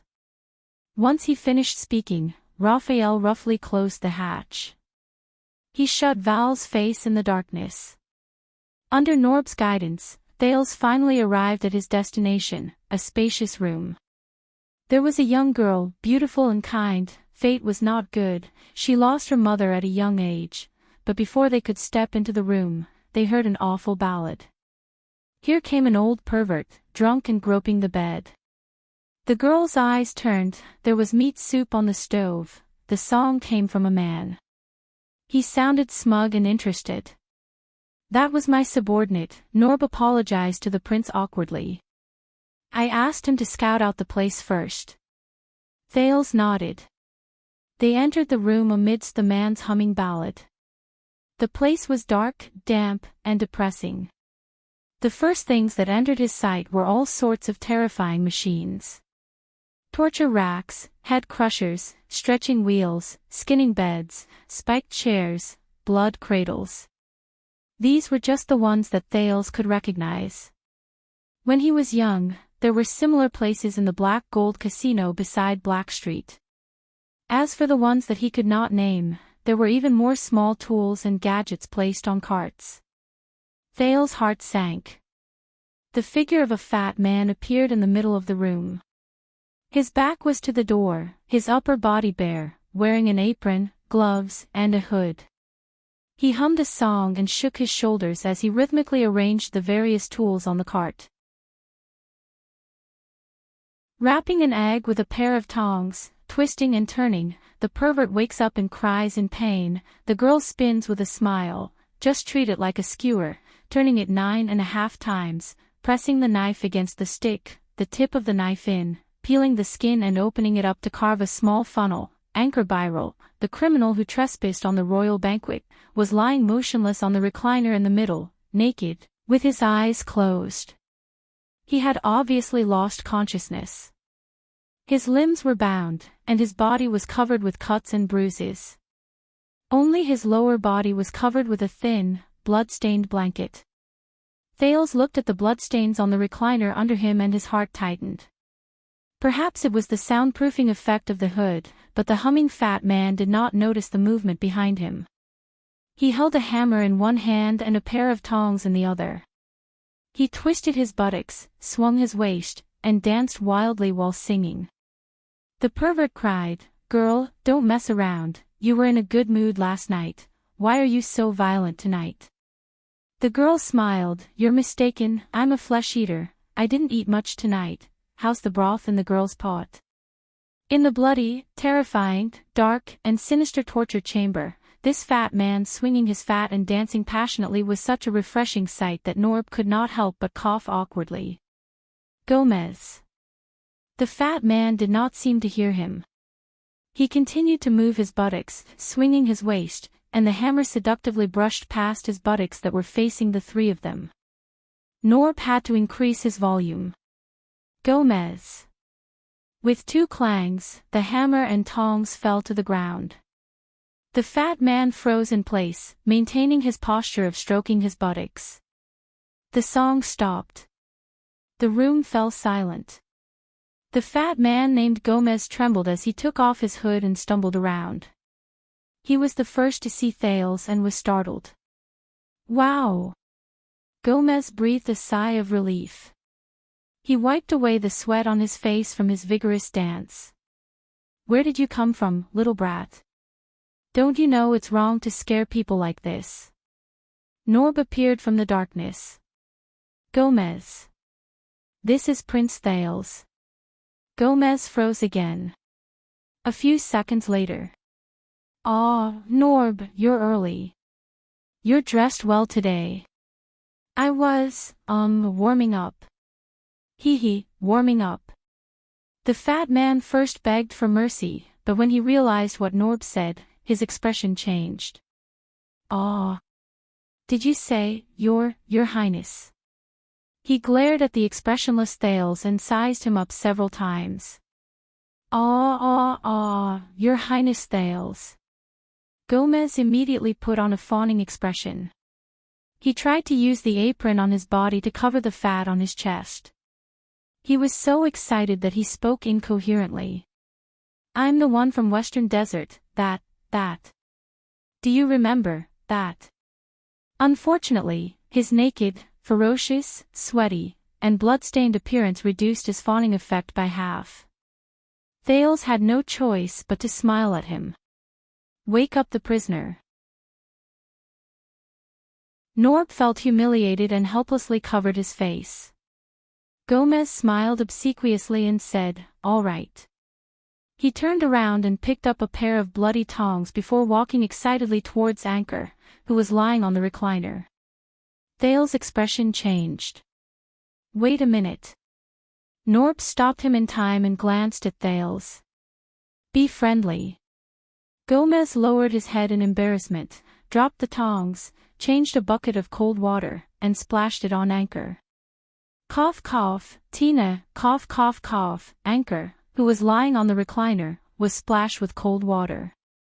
He struggled up from the recliner agitatedly, as if he had just woken up from a nightmare.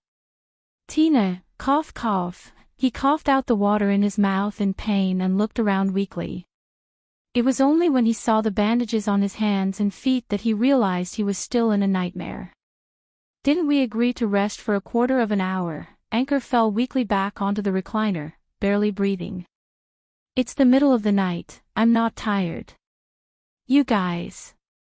Aren't you tired too?" Thales looked at his bloody fingernails, bruised joints, and his eyes that were gradually losing focus. He found it difficult to breathe. "Hey, bro, wake up." Gomez slapped Anchor's face hard and opened his closed eyelids. "Someone's here to see you." Thales let out an indescribable sigh and walked up to Byrol. "Anchor Byrol." "It's me." Anchor's unfocused eyes were confused for a moment, then gradually focused. "Your Highness." He struggled to lift his upper body and saw the young man in front of him. "Prince Thales." Anchor's breathing quickened and his chest rose and fell. He squeezed out a weak smile. "How have you been today?" He trembled all over. The blanket that had slid off was covered in blood.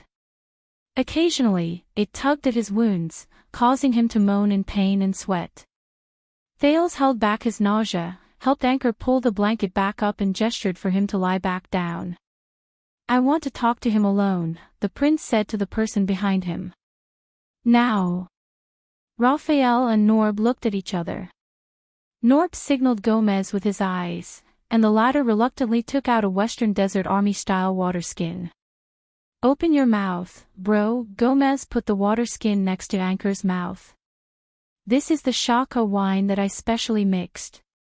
It's a medical analgesic to make you feel better. Damn it, don't drink too much, it's expensive." Under Gomez's pained shouts, Anchor loosened the water skin's mouth, collapsed on the recliner, and laughed out loud. Raphael was about to say something, but Norb patted him on the shoulder and pulled the aggrieved Gomez along. The three of them left the torture chamber. Only Thales and Anchor were left behind. "It's useless, Your Highness." Anchor, whose limbs were bound, struggled to turn his head, his words stuttering. His words were intermittent. "This is the kingdom's secret intelligence department. Once you leave, they will come again and force me to repeat what I told you." Thales looked at the tortured Anchor, trying not to look at the wounds on his body. "I know." The young man felt stifled. "I just want you to feel more at ease." Anchor stared at him quietly and flashed a tired smile. "You are a good man, Your Highness. But, as kind and generous as you, have you found a way not to be a pawn?" Thales paused, his eyes rippling. "What's the difference between you and him?" The last words he said to Anchor at the royal banquet replayed in his ears. "I just understand the other pawns. This man, he chose to believe me, so he let go of the sword. And what can I do for him?" Recalling his experience in Ballard Room, Thales pursed his lips, wanting to speak but hesitating. "I understand." Seeing the prince's expression, Anchor panted as if he understood something. "I'm sorry to have troubled you. Whether it was yesterday or now." Thales took a deep breath and forced himself to put away his negative emotions. "No, the case is still under trial. There's still a chance." Anchor leaned back in his chair, gritting his teeth in a muffled grunt. "No need to comfort me, Your Highness. The Byrol family has long since gone bankrupt and has nothing to show for it." He smiled bitterly. "And I've studied the kingdom's laws before I came here. Armed assassination against the royal family is punishable by death. What's more, my actions have incited discord between Western Desert and the royal family, alienated the 7 attendants and Renaissance Palace, alienated you and His Majesty, and even involved many unspeakable secrets in the land measurement order. It's extremely tricky and a headache. All stakeholders will be happy to add insult to injury." Anchor stared straight at the ceiling, his gaze unfocused in the dim light. "I'm hopeless." Thales draped his recliner, or torture chair, and gritted his teeth. "Not necessarily." The Duke of Star Lake recalled the Black Prophet's words and forced himself to smile. "I can think of a way to offend the royal family. As for the rest, I can communicate with Baron Doyle and persuade him to be kind." The prince tried to piece together the words he had thought of to make them more beautiful, or at least less feeble. "As long as both sides agree, the debts between your families can be settled. As for the land dispute between Crow Cause City and Mirror River, No, Your Highness. Anchor interrupted him. The young Western Desert noble forced a bitter smile, looked at Thales gently but hopelessly, and shook his head weakly but decisively. We all know very well that this is no longer a problem between Crow Caw City and Mirror River. Thales' words came to a halt, and he could not continue. Your Highness, do you know the situation in Western Desert now? On the recliner, Anchor looked at the prince silently, but his gaze was distant, as if he was gazing into the distance from the other side of Hell's River.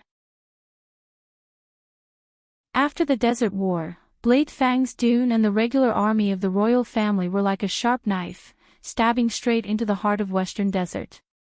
With the military control of the Western frontline, they kept the selfish, xenophobic, conservative, and divided Western Desert dukes in check, and became the best reason for Renaissance Palace to implement the royal government in Western Desert, Land Measurement Order, and Border County Development Order, which made the suzerains gnash their teeth in frustration.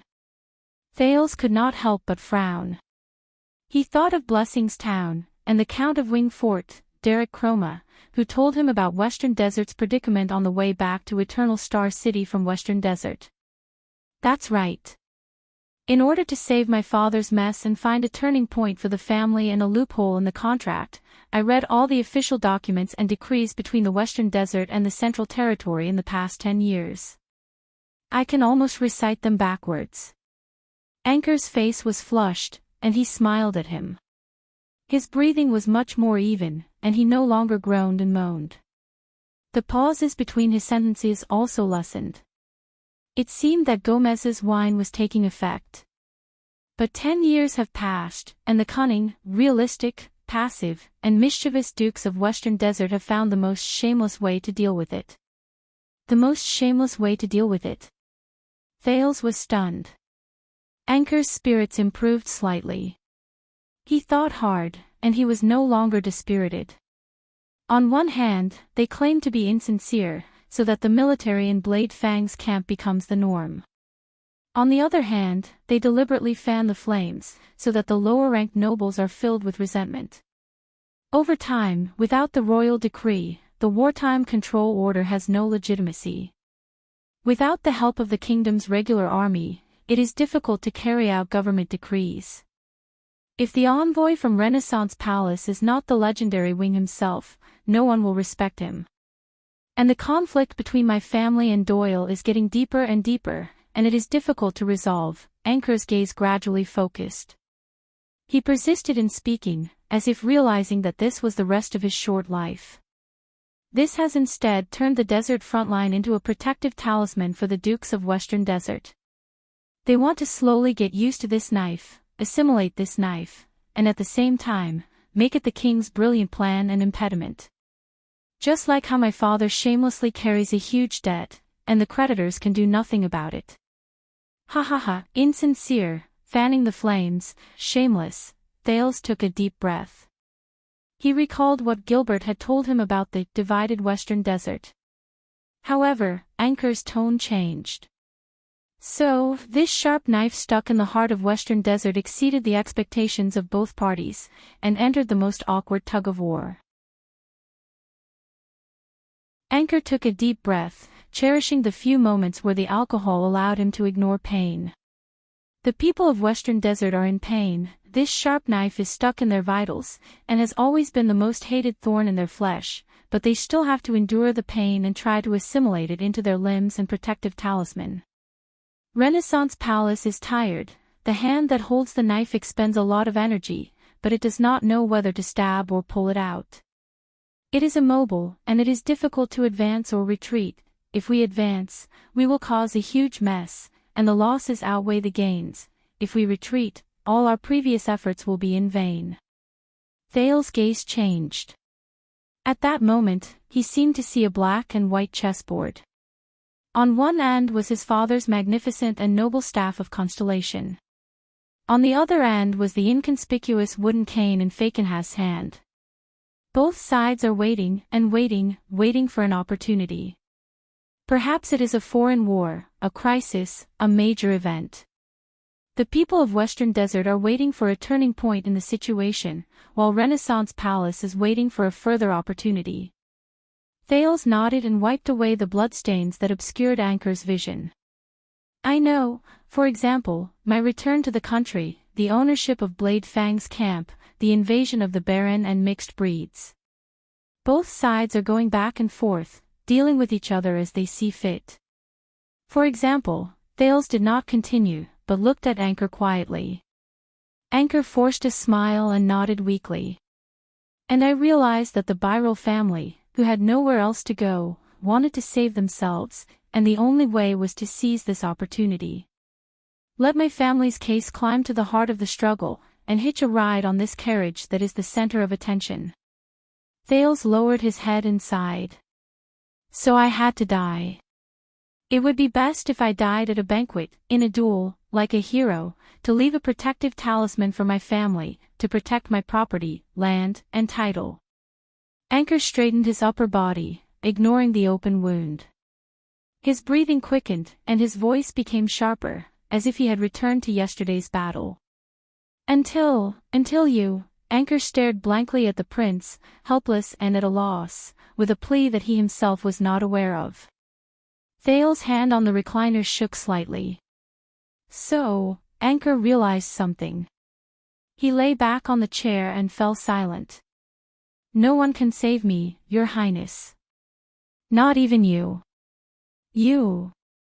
Thales was stunned and speechless. He was right. He could not save him. He could not even face his father's interrogation in Ballard Room. There was a moment of silence in the torture chamber. I'm sorry, Thales said with difficulty, feeling that his tone was dry, and meaningless. No. Anchor turned his head and curled the corners of his lips. His eyes were gloomy. Thank you, Your Highness. Thank you for facing the injustice of others, facing the pleas of desperation, facing the suffering of others. You did not respond with indifference, but turned around and waved your sleeves. Even if you could. Thank you for your mercy at the banquet. Mercy. Thales could not help but recall Zayn's words. You use your power to cut off this hope, regardless of victory or defeat in the duel, life or death, whether you killed the prince or never overturned the case, his family would be doomed eternally. You took advantage of his humanity, forced him to give up the duel, and even forced him to live. You were so stingy that you were not even willing to grant him the mercy of death. Now, who is the heartless one? The prince shuddered slightly. Anchor said in a daze, Thank you for being willing to come here and listen to my voice, or my last words. Thank you for being as tolerant, just, kind, and wise as you are rumored to be. Anchor looked at the ceiling, but the corners of his lips curled up into a smile, as if he was looking at a beautiful dream. There's no sunlight here, but it's not that dark, is it? Thales could not take it anymore and slapped the cart next to him. He took a deep breath and turned around. Anchor, I promise you, about your father and the Doyle family, it doesn't matter anymore. Anchor shook his head, his eyes lifeless. I know my father, Your Highness. He's just a damned bastard. He's obstinate and self-opinionated. He's extravagant and self-righteous. His expression was disgusted and contemptuous. Thales stared at him blankly. Anchor, marrying him was my mother's greatest misfortune in her life.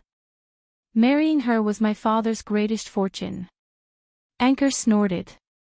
Yes, in order to catch people's attention, what I said at the banquet was insincere and untruthful. My father brought this upon himself. He smiled apologetically at Thales. I know, I've always known. Even if Doyle's scheme didn't make him squander his fortune, he would have fallen into the hands of others. It was just a matter of time. It has nothing to do with anyone. And it has nothing to do with you. Thales did not speak. He only lowered his head and held Anchor's hand, feeling him squeeze it even harder as he continued to listen to his confession. Just like in the prison of bones. Anchor was lost in thought as he recounted his troubles like a child. In fact, ever since I was young, my father was best at whipping his wife and children, just like most fathers in Western Desert. In the Tower of Eradication, Teacher Curital said that I was very perceptive and sensitive to the enemy's attacks, very suitable for the Rose Line. Anchor was contemptuous at first, then broke into laughter. I could only tell him that this was the result of my training since I was young, a family tradition. A family tradition, ha ha ha ha. Whether you believe it or not, Thales said in a low voice, being good at taking beatings is also a family tradition. Anchor glanced at him, and the two smiled at each other. Maybe we should have known each other earlier, and exchanged insights, but the young man's smile became more bitter, and heavy. Thales listened quietly. Like it was the last thing he could do. Byrol exhaled. I was never close to my father, and I don't want to pay for the mess he left behind. Anchor shook his head, the conflict in his eyes slowly turning into relief. But we have no choice, right? Especially our origins. I was never close to my father. We have no choice. Especially our origins. At that moment, Thales, who was in a trance, felt his hand tighten, and the sin of Hell's river jumped slightly. Anchor. The prince endured the pain and gently patted the back of Anchor's hand to make him relax. But Anchor Byrol just stared blankly at the void. But my brothers and sisters, they are innocent, just like our mother. They should not be like me, burdened by their father's shadow. They should walk out of Western Desert and see the world outside, just like I promised them. Anchor came back to his senses, full of disappointment. But I can't see it. Thales closed his eyes. My father's shadow. At that moment, he seemed to see the figure at the end of the long table in Ballard Room, or the throne at the end of the long corridor in the council chamber. They will be fine. The prince opened his eyes and tried his best to comfort Anchor. Your sisters-in-law, I swear. I'll do my best. Anchor looked at him and nodded laboriously. It's impossible to count on Byrol to keep his title, land, and provide them with adequate food and clothing. Anchor seemed to recall something and tried his best to explain. But my mother, she deposited a sum of money in the royal bank when she was alive. The proof is in the hands of our maid, Tina. After I die, that might be enough to raise my younger siblings until they become adults, not necessarily. Before I came, I really didn't expect the prices in the capital city to be so expensive. Anchor smiled bitterly. I just need your help not to let others find out, especially my father's creditors. The Doyles are not the only family, especially after Crow City's land has been reclaimed. Thales exhaled, trying his best to calm his voice and instill confidence. I will get someone to look after it, Thales said seriously. In Western Desert, Duke Fakenhas will give me face, and Derek Chroma of Wing Fort is also my friend. The truth was, he did not know if they were his friends. But he had to say it. He had to. But in the next second, Thales' palms trembled. He quickly looked at Anchor, who was agitated, his chest heaving up and down. Anchor, don't be agitated, maintain your strength. It took Anchor a few seconds to recover. It's all right, Your Highness. He was sweating profusely and tried his best to smile. Even if I'm someone's pawn, it's still my choice. Thales looked at him, all sorts of feelings welling up in his heart. But he had a thought. Speaking of pawns, the prince said slowly, there's still one more thing I can't figure out, Anchor. Anchor turned his head slowly and looked at him in confusion. Zayn Covendier, as the instigator of the conspiracy, he specifically told me yesterday, Thales said in a low voice, trying not to let his emotions affect his judgment. He asked me to come and see you in prison when I'm free. Anchor's palms froze. The Duke of Star Lake said solemnly, he also said, His Majesty will be very happy. Why? Why did he say that? Anchor Byrol. End of this chapter.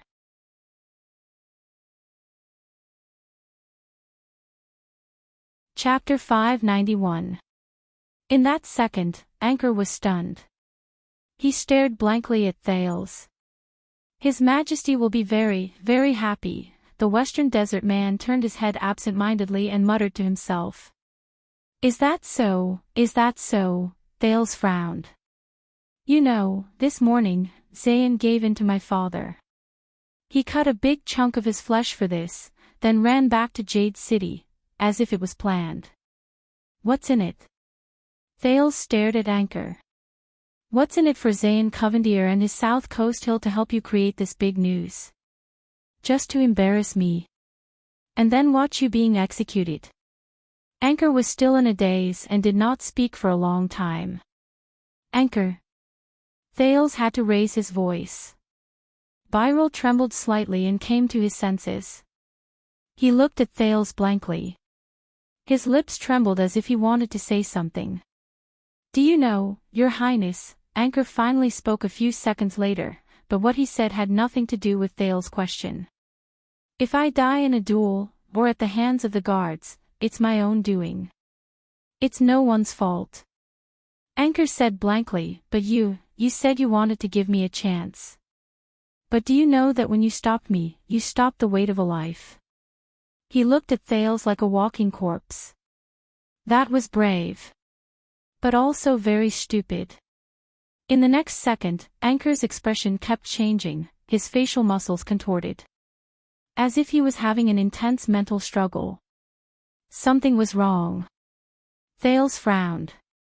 Anchor's behavior was not right. How interesting. Thales' tone was calm as he continued to speak. You know, more than one person has said I'm stupid, and it was after I made them suffer. Thales recalled the people who had said that, Nuvend, Chapman, Kessel, but Byril ignored the prince's words. But why did I agree at the time? Why should I give you the sword? He was immersed in his own world, his words flowing like pearls. I'm just a pawn. Why should I overthink? The more Anchor spoke, the more agitated he became, until he sobbed bitterly. Perhaps I still have a hint of foolishness left in me. The Western Desert noble gritted his teeth, but he could not stop the tears on his cheeks. A trace of weakness, a trace of luck. I want to believe. To rely on. His reaction made Thales even more suspicious. But when they were dealing with me, I suddenly thought of something. Anchor bit his lower lip, his eyes brimming with tears. You are only one person. Thales had no choice but to comfort him more to calm him down. If I believed you and relied on you, but you, who can you trust? Who can you rely on? The next second, Anchor suddenly struggled. He did not care about the pain of his limbs being tied up, nor did he care about the terrifying wounds all over his body. He exerted force in his hands and pulled Thales in front of him. The astonished Thales had no choice but to hold on to the other side of the recliner to maintain his balance. At that moment, Thales realized that he was face to face with Anchor. And his eyes were filled with fear. Your Highness, you are also just another chess piece, aren't you? Anchor gripped his hand tightly, his body trembling to its peak. Another chess piece. What else did Zayn say to you, Anchor? Why did he insist that I come to see you, since things are as you said, irreparable? The Duke of Star Lake stared at Byril. What other chess pieces does he have? What is it? Anchor let out a painful whimper. Reason tells me that it's wrong. I shouldn't have taken my chances. The desert god is merciful, the desert god is merciful. He breathed heavily and spoke incoherently. His meaning was unclear. Your Highness, you shouldn't be weak either. The desert god has no disasters, but the world has disasters. Thales grabbed Anchor's hand tightly, watching his painful and fragile tears, and became more certain of his judgment. Anchor was a chess piece. But Zayn was not the whole game. Anchor. Thales reached out decisively, hugged Anchor's head from both sides, and looked straight into his eyes. as if he was looking into his soul. Think about your family, think about why you came to the capital. Anchor shuddered. We are the same people, the prince said in an irrefutable tone, no matter what we face, let me help you. Anchor stared back at the prince blankly, his gaze blank and helpless. But Thales's gaze was unwavering. Overbearing. Not allowing him to retreat. The next second, Anchor exhaled. With this exhalation, he seemed to have lost all his strength and fell weakly back onto the recliner. But Thales was stunned. Sobs could be heard in the air. In front of the prince, a wounded Anchor lay dejectedly on the chair. The young man bit his lip and trembled. Hot tears rolled down his cheeks. Anchor Byrol. Thales felt suffocated. This man who dared to make a scene at a royal banquet and exchange his life for the future of his family, cried. Thales suddenly thought of Ralph.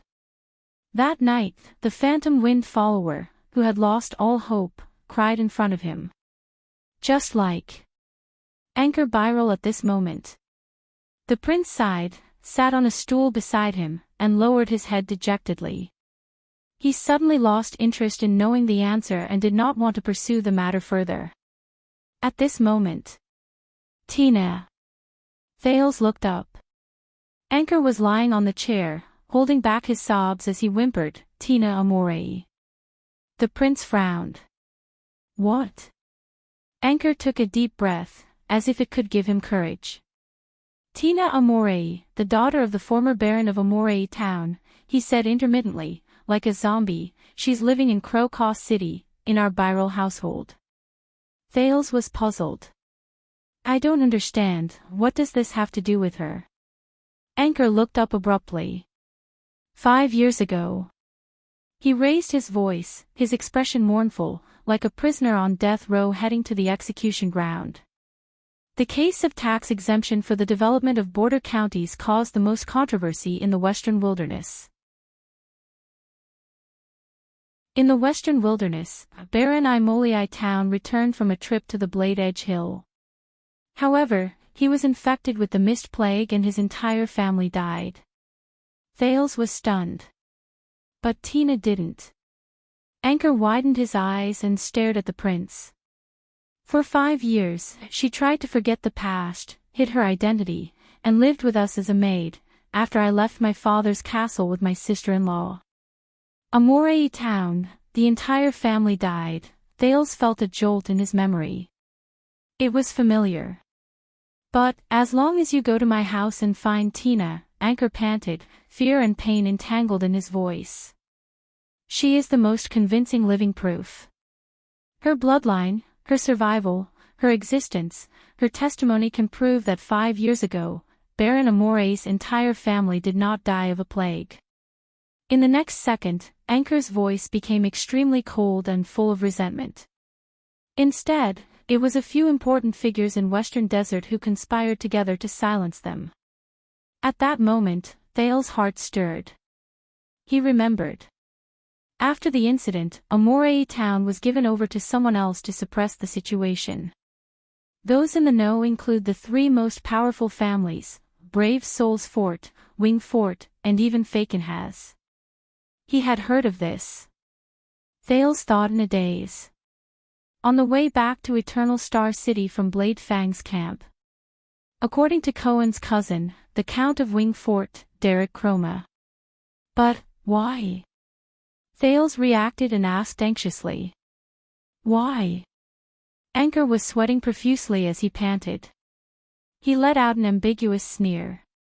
In order to turn Blade Fang's camp into a talisman, in order to assimilate that sharp blade into a normal state, in order to stop Renaissance Palace from extending its hand to the west, Western Desert had to endure the pain of having a blade piercing their heart, and had to sacrifice the interests of the middle and small nobles. Obviously, Baron Amorei could not bear the pain. The king's decree dealt a huge blow to him.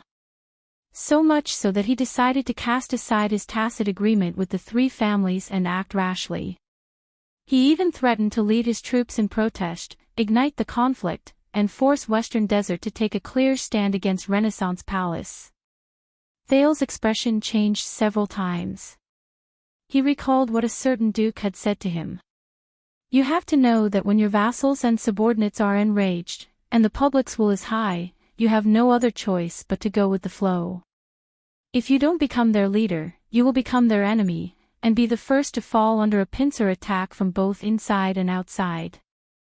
The tragedy of the Aumole family. This will be a tragedy that will shock the entire kingdom. The three great families are selfish, willing to sacrifice the interests of their subordinates and lords, not hesitating to kill the natural orthodox nobles of the kingdom to clean up the family. This will expose to the world how backward, autistic, brutal, and conservative Western Desert has been for a long time. Anchor closed his eyes in pain and leaned back on the recliner. It is also the opportunity and bargaining chip that His Majesty has been dreaming of. It is a chance for Renaissance Palace to completely break the stalemate. Thales shuddered. The evidence is conclusive, and there is no way to deny it. It is a heinous crime, and the whole country is in an uproar. The three families will be besieged internally and externally, and Western Desert will be divided and difficult to unite. They can either submit, allow Renaissance Palace to do whatever they want, or accept whatever punishment His Majesty gives them. Anchor's face was pale. Or, Thales was inexplicably shocked and speechless. The bargaining chip that King Kessel had been dreaming of to completely tame Western Desert. Held in Byral's hands. But why? Too many things that he could not figure out came at once, squeezing his head until it hurt. There was a long silence in the room. No matter what, His Majesty will be very happy to have this bargaining chip. Very happy, Anchor subconsciously struggled, the straps on the recliner rattling. Use it, Your Highness, use this bargaining chip. Use it to plead with His Majesty. Anchor gritted his teeth, as if he was about to crush the most precious thing in his mouth. I will definitely die, but please, for the sake of this bargaining chip, protect the Byral family, and protect my sister-in-law. Thinking about the logic behind this, Thales took a deep breath and came back to his senses. Why are you only saying it now? The prince asked the tortured soul in front of him, puzzled. If you've made up your mind, why didn't you take it earlier and bargain with the Secret Intelligence Department, or even my father? Anchor's expression crumbled. The madness and ruthlessness in his eyes vanished without a trace in an instant. So, Your Highness, what's the price? Anchor replied blankly. Thales understood and looked at him sadly. Everything. The young man revealed a numb and despairing smile and nodded. The Byral family will become traitors, the target of public criticism. In the chess game of Western Desert, we will no longer have a choice, no longer have freedom, no longer have a future. Thales pressed on his shoulder. In the next second, Anchor's eyes were slightly dazed. Endless pain and remorse seeped out of his voice. And Tina, she will never forgive me. As Byral's voice faded, he stared blankly at the void, motionless. Like a walking corpse. Dead silence. That girl called Tina. After a while, Thales spoke with difficulty. Who is she to you? Anchor did not answer. He only glanced at Thales with bloodshot eyes, slammed back against the back of the chair, and whimpered painfully between his teeth. In that instant, Thales seemed to have returned to the cramped Ballard room. She's good? The prince asked in a daze. Anchor panted in a daze. The best. But now, it doesn't matter. Anchor no longer looked at him and said numbly, it doesn't matter anymore. There was silence in the torture chamber. But Thales' mind was in a mess. Does Zayn know about this? Or does Zayn know that Anchor has a bargaining chip? Is this what Zayn asked you to tell me? An irresistible bargaining chip, an opportunity for the royal family to completely crush Western Desert. Anchor nodded absent-mindedly. Yes. But it's not. Thales frowned. What do you mean? Anchor raised his head and looked at Thales bitterly. In order to save my family, I did ask Duke Covendier for help, and asked him to facilitate my intrusion into the banquet. But it wasn't him. Anchor said faintly, he was just another chess piece. Zayn was just another chess piece. Thales was stunned. I don't understand. Anchor panted for a few seconds, his expression pained, as if the effects of Shaka wine were gradually fading. But Thales could not care less. Long before that, when I was searching everywhere, I asked another person for help. Another person. He was the one who reminded me of the plan to bring a sword to the banquet and duel in front of everyone to protect my family. Anchor's words were intermittent, with the double sorrow of heartbreak and despair. What? Thales suddenly felt that he had touched the back of this chess game. Bring a sword to the banquet. Duel. Who? The prince pressed down on Anchor's shoulder in shock, shaking him and asking, who was that? Anchor hissed in pain, but he still smiled bitterly and said, but he was indifferent. But he was indifferent. He refused to help me. I even used this bargaining chip to threaten him. But he just laughed. He finally said that my only chance to save the Byrrell family can only be found in the capital, in one person. Anchor's bloodshot eyes were fixed on Thales. He also said, in case I fail, in case I have to use this bargaining chip, I must hand it to you. And I can only hand it to you. Zayn was just a chess piece, someone. The one who set up this chess game, someone else. Thales could no longer hold it in. His grip on Anchor's shoulder tightened. Who? The one who drove Anchor to his death, the one who sneered and moved the chess piece, the one who drove himself and Doyle into a dead end. In his anger, the prince's eyes burned. Who is the person behind this banquet farce? Thales made quite a commotion. Norb and Raphael's footsteps sounded urgently from behind. Your Highness. What happened? But Thales did not care. He only pressed down on Anchor and waited for his answer. The one hiding behind the scenes, the one who watched coldly from the sidelines, the one who, in the end, hinted at Zayn, guided Anchor, and pushed Thales to find this bargaining chip that His Majesty would be happy about, and did not hesitate to ignite all the conflicts under the table in the kingdom. He wanted me to tell you, Your Highness. Anchor panted in pain, mustered the last of his strength, and leaned close to Thales' ear. The carriage is about to disperse. What do you want? Thales was shocked. What? At that moment, it was as if time had stopped. Along with his thoughts. The carriage was about to disperse. The carriage. But Thales stared at the dying Anchor in shock. That's not right. That's impossible. How could it be? It's too dangerous, Your Highness, stay away from him. The footsteps behind him were getting closer. Anchor Byrrell gave a pale and numb smile. He also said, since I've given it to you, then hold on tight. In that second, Thales' eye socket suddenly widened. Before he completely passed out, Anchor laboriously pressed himself against Thales' ear and hissed out the last few words. Hold on, your sword. Western Desert Hill, ruins, floating sand palace.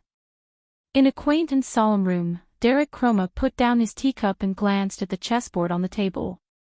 Are you going to take this step or not? He asked the person across the chessboard respectfully and politely, Your Grace. Humph. Across from him, the master of the ruins, Cyril Fakenhas stared at the chessboard leisurely, deep in thought, but his expression was even more ferocious and terrifying. Patience, young man, patience. A good game of chess is never won in one move. The Duke of Western Desert changed his sitting position without a care. He held his teacup confidently. Derek was silent for a second. His face was expressionless. But the young Count of Wingfort was very honest. He pointed at the lonely black king on the chessboard, which was tightly surrounded by white chess pieces. You only have this one piece left. Fakenhas' hand that was holding his teacup froze. Derek pointed out the truth calmly and even more ruthlessly. No matter which way I go, my next move is going to be a checkmate. Fakenhas' eyebrows twitched slightly. What do you know? Looking at the overwhelming situation of 10 white and 1 black on the chessboard, the Duke calmly coughed at the right time to hide his slightly red face. The situation on the chessboard is only superficial. What's more important is the chess player. He extended his finger and pointed meaningfully at Derek, then at himself. As the saying goes, even chess is evenly matched. Little Derek, remember, we're playing chess with a person, not chess pieces. Chess player. Derek narrowed his eyes. Fakenhas smiled coldly and gently placed a chess piece. The king moved. His demeanor was profound. Full of vigor. Derek cast a sidelong glance at him as he placed his chess piece. He breathed a sigh of relief and extended his hand to take his next move. Wait! Fakenhas shouted loudly. Derek's hand stopped in midair. The Duke of Western Desert bent down and observed the chessboard with a profound expression. Let me think again. Under Derek's incredulous gaze, in the next second, Fakenhas calmly extended his hand and placed the only king back to its original position. Let me think again, Derek's hand fell to his side in disappointment. Sir, there's only this move left. You keep going back and forth, the young Count Chroma sighed heavily. Or else, we can just consider this game as invalid. Hey! How can we do that? Fakenhas slapped his thigh. We have a stake. He firmly interrupted the Count of Wingfort. His gaze was fierce, and his aura was aggressive. And this is a peerless sword. Fakenhas pointed at the sword in the distance, which was used as a stake in the game. He said sternly, Don't you know that I just gave my saber to someone? Ah! The entire kingdom knows. Derek could only roll his eyes in his heart due to his good manners. But you are about to lose.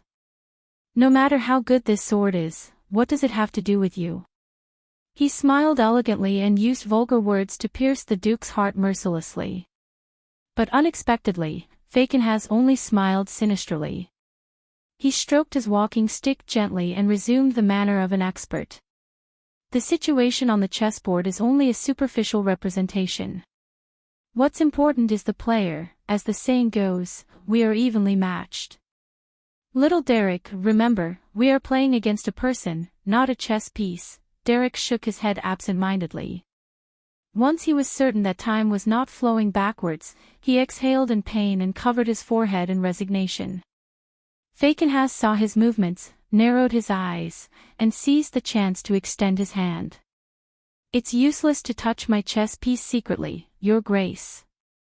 The Count of Wingfort buried his head in his hands. He did not even look, but he seemed to have predicted what would happen. You only have one king left. Fakenhas' expression did not change when he was caught. He naturally and smoothly withdrew his hand that had been secretly touching the other person's chess piece. His expression was calm. There was no guilt. Derek raised his head. His expression was stern. Seriously.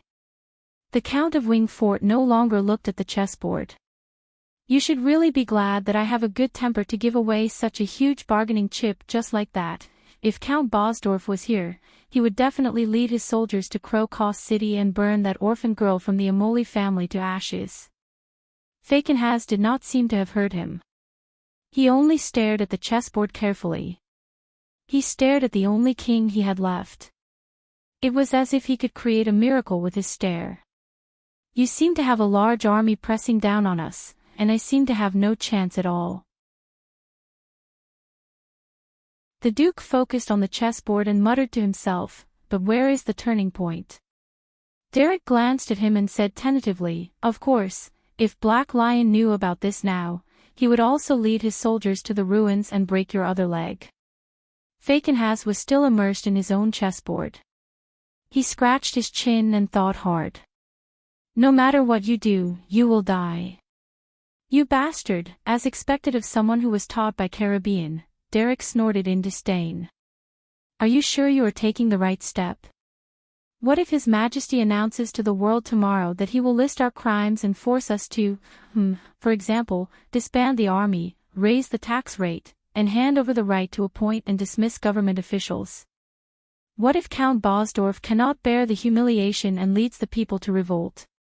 The Count of Wingfort stared at Fakenhas coldly. But the Duke still ignored him. It's fine. Chess skills are not the key. Not the key. Fakenhas pretended to be deep in thought. He rubbed his palm as if he wanted to rub a chess piece from it. The key is the person playing the chess. Think, Cyril, think again. There must be a way, but in the next second, Derek's aura changed. But let me say this first, Your Grace. He stared at the Duke of Western Desert, who was mumbling to himself. If the ending is not good, I do not intend to die with you. Wingfort has its own place to go. But Fakenhas turned a deaf ear to him. He only stared at his bald king's chessboard. It's fine. Continue thinking, continue thinking. When the sky turns dark or the sky turns bright, there must be a way to break the stalemate. The sky turns dark, the sky turns bright. Derek raised his head and looked at the position of the sun. He felt a chill run down his spine. Enough, Sir Cyril. Derek, who had long since lost his mood, pointed at the White King who pushed him down and said impatiently, It's just a game of chess. I admit defeat. At that moment, slap. Fakenhas slapped his thigh fiercely. Look. The Duke, who was immersed in the world of the chessboard, suddenly came back to life and returned to reality. Look, he pointed at the White King who was pushed down by Derek. He grabbed his own Black King and laughed excitedly. Didn't I win just like that? As he stared at the Duke of Western Desert, who could not stop laughing, Derek's expression twitched. Win, my foot, Fakenhas put down his chess piece. Filled with emotions, he heaved a long sigh. It can be seen that perseverance will eventually pay off, and hard work is the way of the king. The twitching on Derek's face became even more extreme. Fakenhas stared at the cold and merciless scenery of the ruins outside Floating Sand Palace, as if it had been plowed by nature's razor blade. He suddenly felt a surge of heroic spirit, and he slapped the table. In this situation, in this game, when I won, I should give a big white. The Count of Wingfort could no longer hold on. He sighed in resignation and buried his face in his palms again. Chess, chess. As expected, we are not playing a game of chess, and neither are we playing chess pieces. Fakenhas chuckled. We are playing a chess player. Derek gave him a polite and resigned smile. Chess player, my foot. Just like you, young Derek. You are still too young and too eager to admit defeat. Derek could no longer hold it in. That's right. The entire game took 2 hours, and you wasted 1.5 hours just on the last move. He stood up and left swiftly. He did not forget to swear. Who the hell can win against you? As he stared at Derek's retreating figure, Fakenhas smiled softly. He turned his head around and stared at the Black King standing tall on his chessboard. My uncle can, the Duke said softly with a sigh. So can Midir. When he thought of this, the Duke of Western Desert's expression changed. He stood up in a fluster and shouted hastily, Hey, leave that sword behind. It was not easy for me to win the bet. He extended his hand expressionlessly. Monthly votes, rewards, and comments praising Swordless Sword for being diligent in updating. End of this chapter.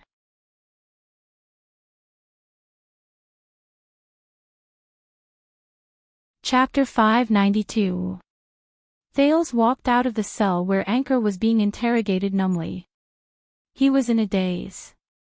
In front of Raphael and Norb, he still instinctively maintained his dignity and bearing as the Duke of Star Lake. His every move was elegant and steady. He still remembered everything that happened in the interrogation room.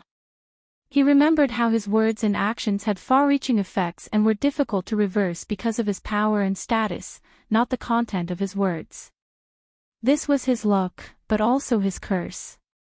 But when the two men from the Secret Intelligence Department came forward and respectfully asked the prince, "What did he say to you?" "Nothing." Thales only remembered that his voice was calm and composed, as always. He was just unwilling and begged to live. Raphael and Norb did not say anything. But the Baron Bone Man's gaze lingered on him a little longer. Norb's expression became more serious as he sized up his surroundings. But that was no longer important. The carriage is about to disperse. What does the prince wish to do? Hold on to your sword. The dying Anchor used all his strength to tear the words out of his throat. They lingered in his mind like maggots, echoing and deafening. Please follow me, Your Highness. The exit is this way. In front of the absent-minded Thales, Norb bowed respectfully in a humble and low-key manner.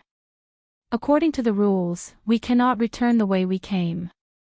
But Raphael appeared in front of him and Thales, and glanced at Norb indifferently. I'll just send him out. Norb smiled and nodded without refuting. Behind him, Gomez looked back at the two men, and occasionally stole glances at Thales. But Thales did not care.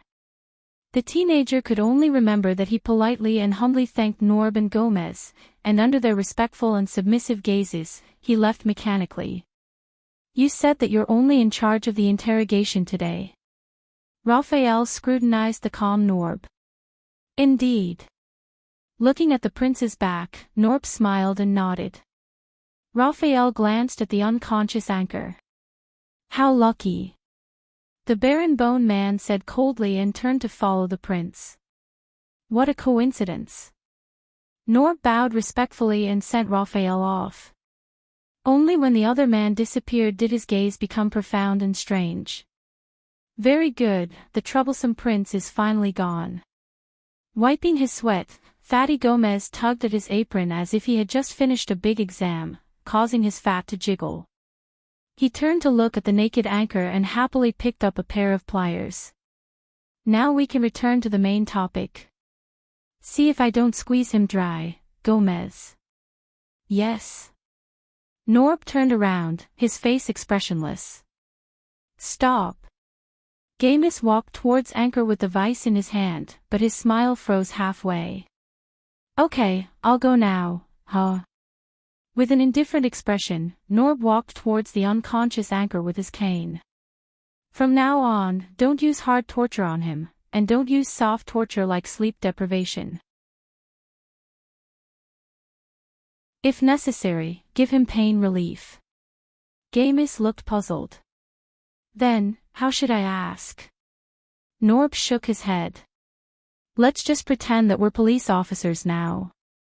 We'll stop the interrogation at the verbal level. That's enough. Having worked together for a long time, Gomez could read Norb's calm but determined tone. He hesitated for a moment. But it wasn't easy for us to return to the capital, and it wasn't easy for us to encounter this major case of the Western Desert.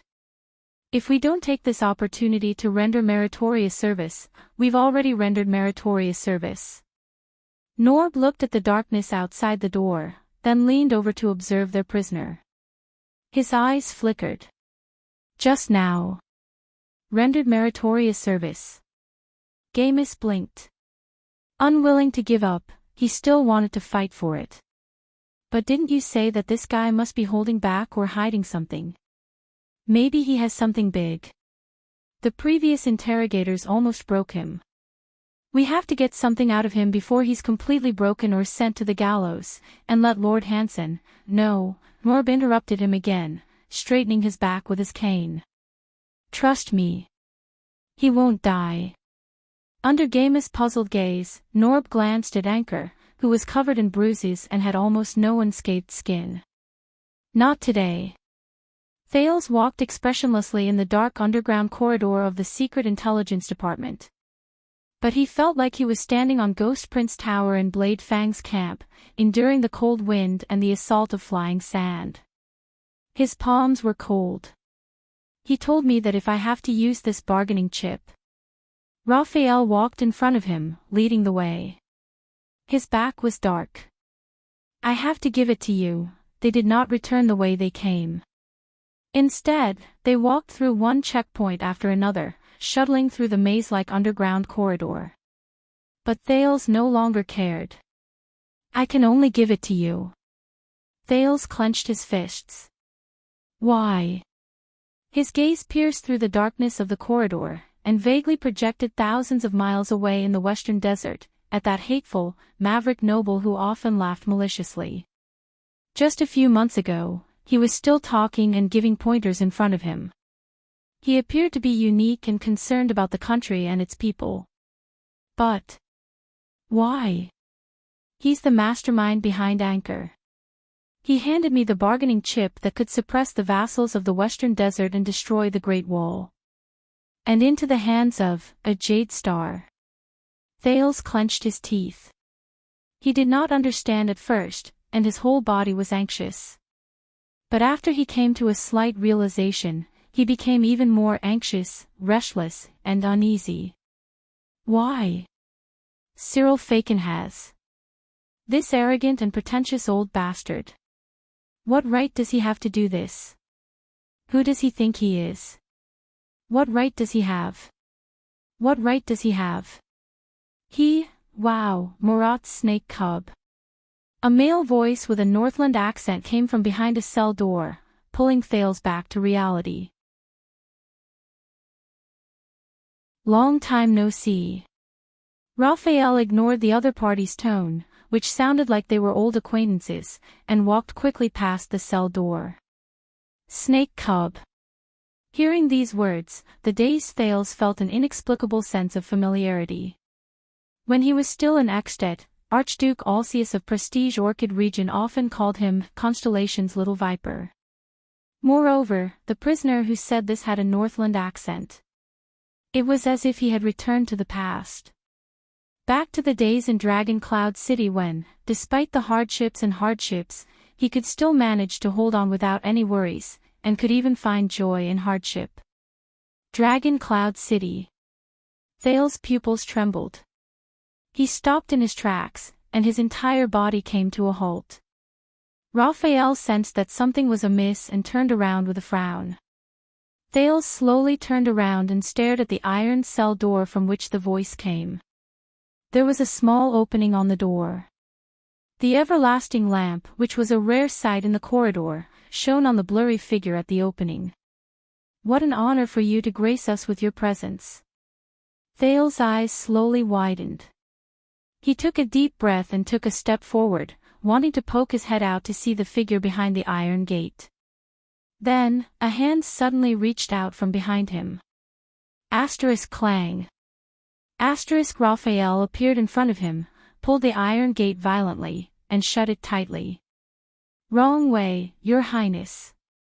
The Baron Bone Man acted as if nothing had happened. The exit is ahead.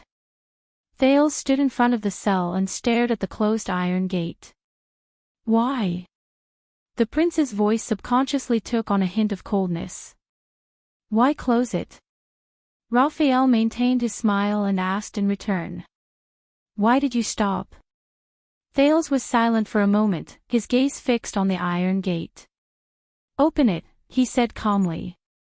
Raphael chuckled softly. His attitude was casual and cynical. It's just an annoying prisoner. Thales looked around. There were many such narrow cells in this small corridor, but it was obvious that this was the only one with a prisoner. Solitary confinement. Open it, Raphael, Thales repeated calmly. The atmosphere was slightly solemn. Raphael was silent for a second. His smile gradually disappeared, and he returned to a businesslike tone.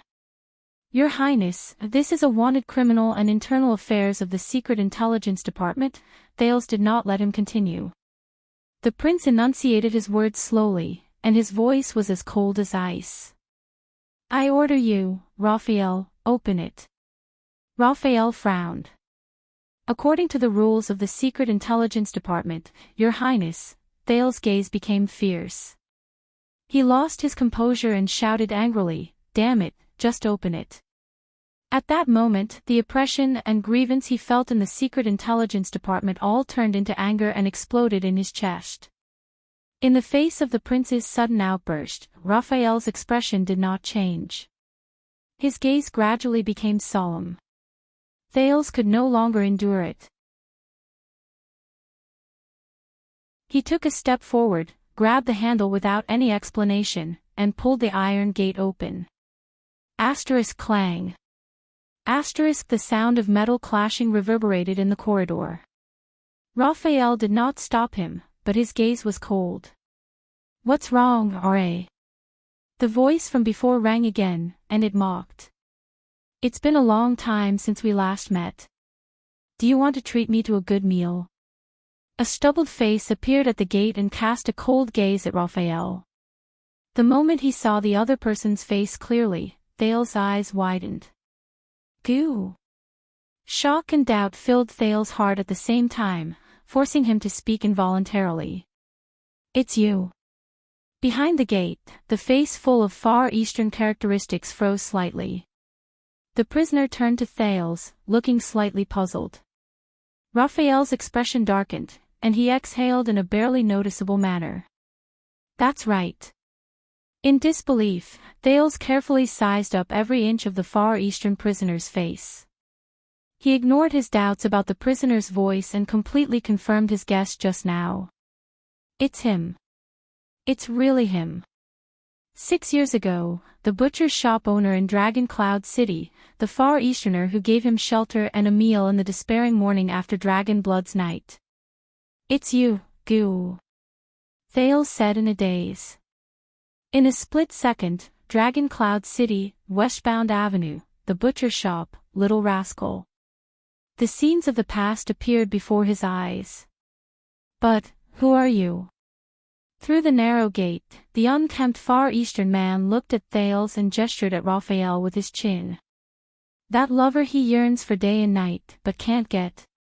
Raphael snorted coldly and did not answer. Thales stared at his old friend, at him holed up in this narrow and claustrophobic cell.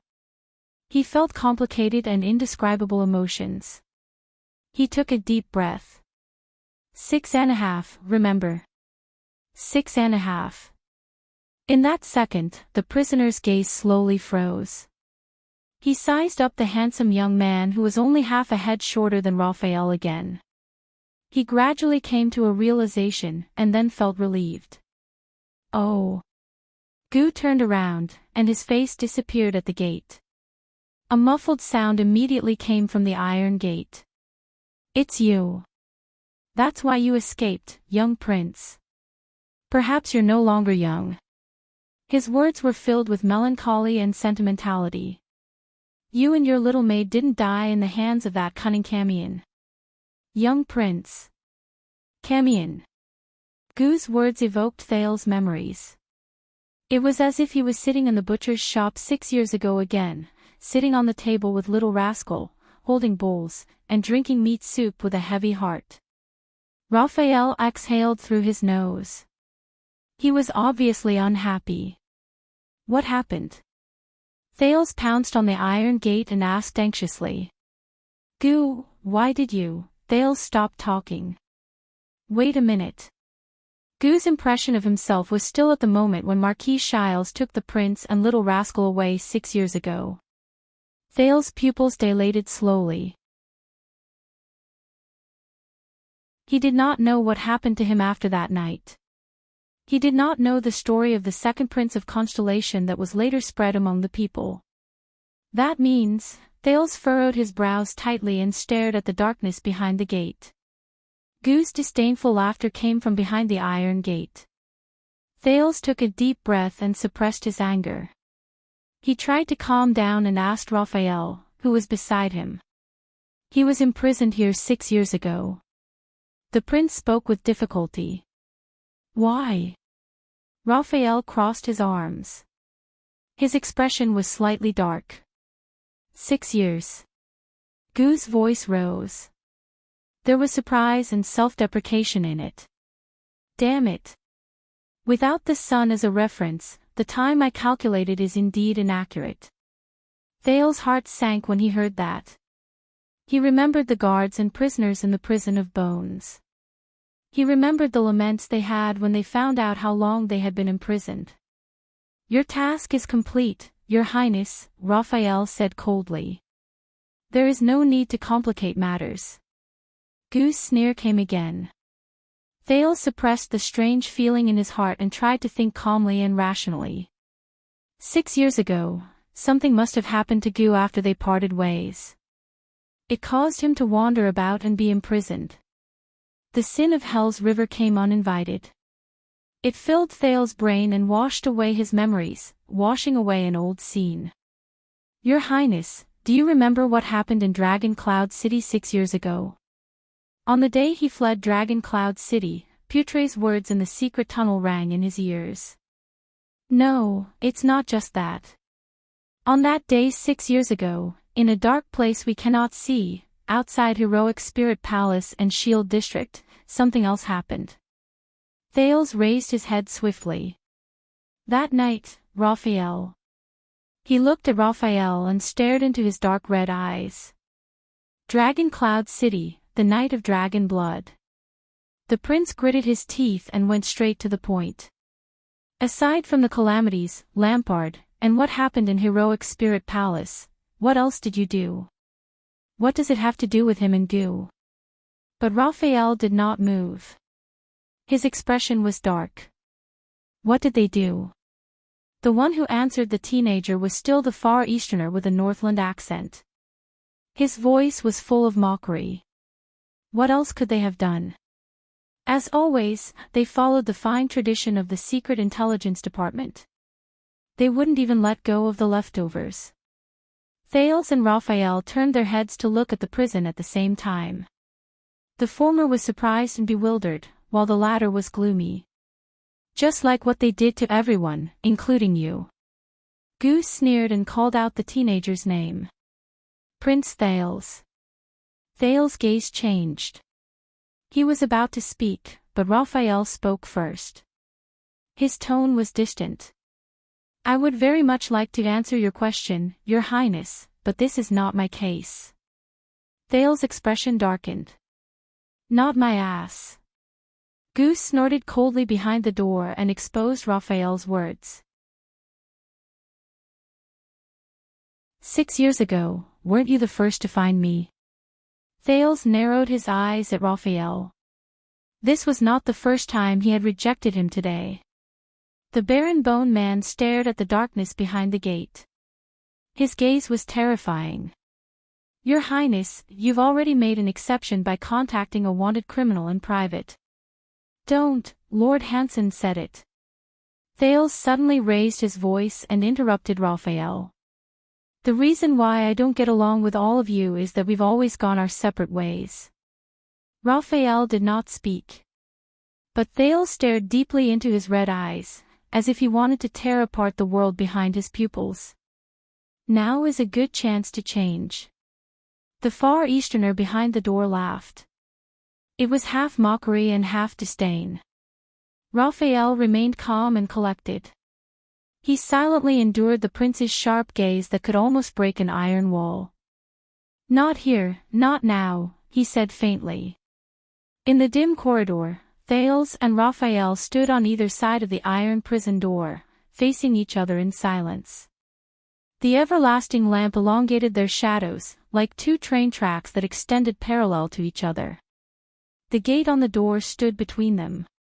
It was claustrophobic, dark, and bottomless. He helped me before. I owe him my life. Thales only felt that he was extremely calm.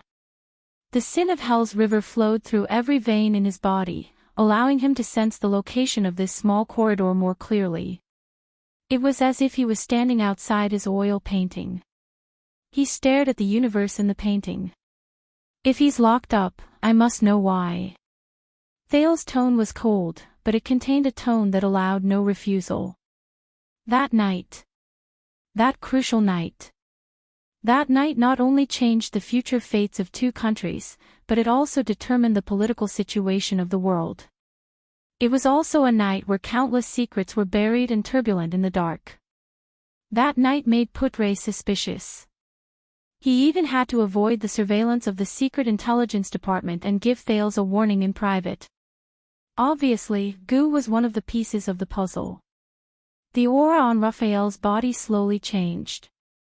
It went from being round and casual to sharp and dangerous, causing Thales to feel a slight stab of pain. At that moment, the person standing in front of him was no longer the young Raphael who rescued him from prison 6 years ago, who then risked his life to go to Heroic Spirit Palace with him. Instead, it was the Baron Bone assassin, a Secret Intelligence Department agent with a mysterious identity, unpredictable intentions, and terrifying and dangerous methods. But Thales did not retreat. He only met Raphael's gaze.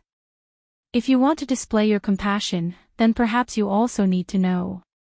Raphael's voice became deeper, but it was strangely piercing to the ears. His warning was extremely obvious. He has harmed us before. He owes us many lives. Harmed us before. Thales was silent for a second. I'm not letting him go. The prince's expression became a little clearer, but his words were soft and forceful. He gradually increased the stakes. I just want to ask about some things, secrets related to the Jade Star royal family. Raphael narrowed his eyes. Those who know must keep secrets. He calmly but firmly stated the creed that the former chief supervisor of the Secret Intelligence Department, Wise Minister, Halva Caribbean had left for the Secret Intelligence Department. My responsibility. Thale's gaze became fierce. You missed the first sentence. The prince gave tit for tat and said coldly, Thou art the king's eyes and ears. Raphael snorted coldly. When you are crowned king, the Baron Bone Man's answer made the atmosphere even colder and more solemn. It's not too late to talk about it. Crowned king. Thales was expressionless. But in his body, the sin of Hell's river began to boil again, turning its anger and coldness into a dangerous weapon. Raphael immediately frowned. His hands tightened without him realizing it. You are wrong, Your Highness, who has grown up. However, at this moment, Gu's voice rang out in a timely manner, interrupting the unfriendly conversation. It was still full of sarcasm and disdain. You are not compatible with the Secret Intelligence Department not because you have a bad relationship with them. Thales and Raphael turned their heads at the same time. The Far Easterner's face reappeared at the gate. He gently knocked on the iron gate, full of contempt. But because you are still a human. He stared deeply at the Baron Bone Man. His gaze was cold. Not a monster. Raphael's expression did not change, but the corners of his mouth slowly tightened. Do you know, Prince? Gu suddenly laughed and said to Thales in a serious tone, 6 years ago, in an inn and spear district in Dragon Cloud City, the next moment, Raphael's arm turned into an afterimage and pressed on the iron gate. Thales quickly acted. But the moment their skin touched, Thales' expression changed. A tremendous force, an obvious piercing pain, and a strange feeling of flesh squirming came from his hand at the same time. This was, bang. The rough sound of metal clashing rang out in the corridor. Thales watched the scene in front of him with a livid expression. He gripped the Baron Bone Man's wrist tightly, but he could not stop the man from pulling the iron gate again, shutting Gu's sarcastic expression into darkness again. He lost. The sin of Hell's river roared and flowed rapidly, dispelling the numbness and pain in Thales' hand. Thales looked up angrily. Open it. But Raphael's arm was like cast iron. He pressed firmly on the handle of the iron gate. "Your Highness, we have a good relationship, and we have gone through life and death together," the Baron Bone Man said faintly. "Please don't make things difficult for me." The sin of Hell's river boiled again. Thales gritted his teeth and exerted force, but Raphael's arm did not move. Like a boundless black hole, it silently endured all the power Thales could muster. A few seconds later, knowing that he could not win, Thales exhaled through his nose and let go of the man. The sin of Hell's river faded from his hand in agony, leaving behind an indignant roar. "I think I know." The second prince's gaze was like a sword, piercing straight into Raphael's eyes. "Why you and Miranda can't be together." The Baron Bone Man's gaze changed slightly. "That's definitely not because of your identities." Thales said coldly, "It's just because of you, because of you." Raphael Lindbergh. Raphael did not move. Even his expression was frozen.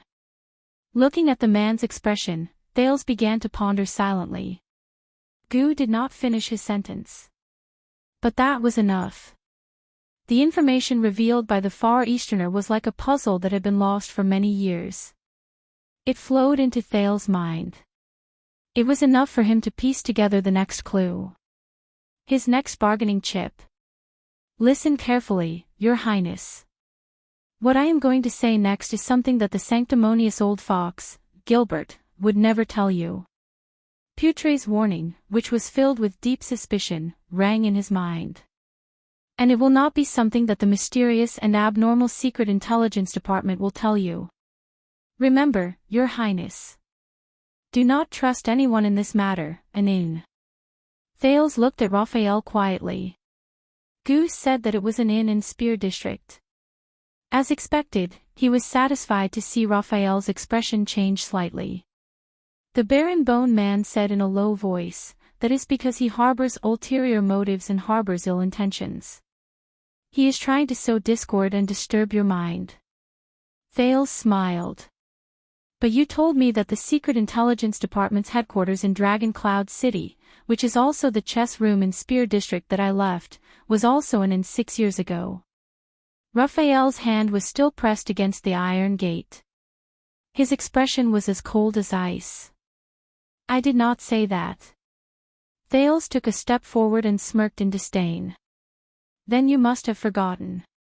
Raphael's gaze flickered. The handle of the iron gate deformed in his knuckles, and the sound of metal bending could be heard. Thales furrowed his eyebrows. He looked at the Baron Bone Man's fair and delicate hands and remembered the man's stunning appearance when he broke into the prison and took 6 lives with 1 slash. Impossible. Raphael's expression was stiff as he slowly enunciated his words. "Where did you hear that from?" Thales did not want to think about the man's strength. He met Raphael's dark red eyes again. "Karen Booker." When the name came out of Thales' mouth, Raphael's gaze became colder. Thales knew that he had taken the right step. That was the strange part. So, the prince followed up with another attack. He was not only the owner of that inn, but also a special class intelligence officer from the kingdom's secret intelligence department who had been lurking in Dragon Cloud City for 20 years. On that chaotic day, he was killed in a burglary. This time, Raphael was silent for a long while before he spoke softly, enunciating each word clearly. "Who told you that?" Thales remembered the headquarters of the kingdom's secret intelligence department in Dragon Cloud City's Spear District and the secret passage that allowed him to escape. "I met Booker when I was in Dragon Cloud City. He was a good man, but he would never die in a robbery." Raphael snorted coldly. "You were running for your life all day. It's impossible for you to know him." Thales did not back down. "I know a lot of people. And you are just too ignorant." This sentence, which he learned from Ricky, made Raphael fall silent for a long time. "That doesn't help, Your Highness." Raphael did not dwell on the topic anymore. He shifted his gaze to Goo's cell. Forgive me for not being able to comply with your excessive request. Thales became more and more irritated as he looked at the stubborn Baron Bone Man. He would not cooperate. Just like the kingdom's secret intelligence department, they had never liked the prince, let alone obeyed him. The prince came to this conclusion. But at this moment, Thales remembered the Black Prophet's words. Whether you like me or not is not important. What's important is whether the fact that you don't like me can surpass the established position between you and me, and bring about real results under your control. At that moment, Thales stared at the unfriendly Baron Bone Man. He clenched his fists, then slowly relaxed them. Yes, you're right. You can't do it. The Duke of Star Lake lifted his chin slightly, as if he did not care about Thales' behavior. Maybe I should go find Norb. After saying that, Thales turned around without hesitation and went back the way he came.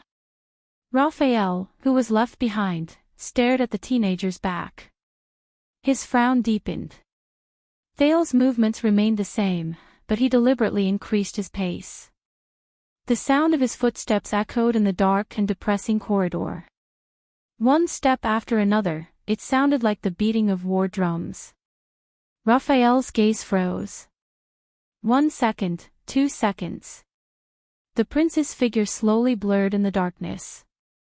In fact, Thales knew that what Raphael was unwilling or unable to do for him, Norb, who had been away from the kingdom's secret intelligence department for many years and had just returned to the capital, might not be able to do it. But the prince shook off the unnecessary baggage in his mind and strode forward. He remembered the most effective way of bargaining that he saw on the streets when he was a beggar.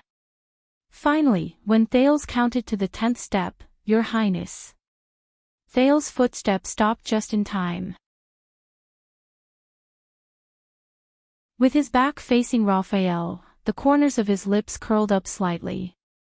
Thales turned his head around. His expression was still dark. Raphael released his hand from the iron gate, but did not open it. Instead, he walked towards Thales step by step. No matter who you look for, it will be useless. The Baron Bone Man said faintly, even if it is His Majesty. Thales' heart sank. His Majesty. Damn it. Your Highness, you must do this, and you should do this. The truth about the bloody year, about your own birth, can only be unearthed, investigated, and verified by yourself. Remembering Putre's warning, Thales took a deep breath and tried hard not to think about the figure on the throne. Then I will be happy to try and see what my father has to say. Thales turned around and was about to leave again. At this moment, Charlton. Raphael's words floated around the walls and successfully stopped Thales in his tracks. Charlton. Charlton. The name he had not heard for a long time rang again. Thales' expression changed slightly. Whether it was the beautiful figure in Sunset Pub or the horror of jumping off the cliff of the sky, they all came to his mind at this moment. What do you mean? As if time had slowed down, the second prince slowly turned around and spoke in a low voice. Raphael stood in front of him and took a deep breath. He seemed to have made up his mind with great willpower. The Far Easterner you care about, Goo, the Baron Bone Man said softly, he is a solid ally of the Charlton family. For more than a decade, he has been secretly working for the regicide family. Look around. Raphael said he is. What is he? Thales' expression remained the same, but his eyes slowly widened. The regicide family, ally. Do you understand now? Raphael regained his composure and looked into Thales' gray eyes. In this matter, no matter who you look for, it will be useless. Even if it is His Majesty. The Baron Bone Man narrowed his eyes and enunciated his words like steel. His words were like knives. Especially His Majesty. Typing will be slower when you are outside. End of this chapter.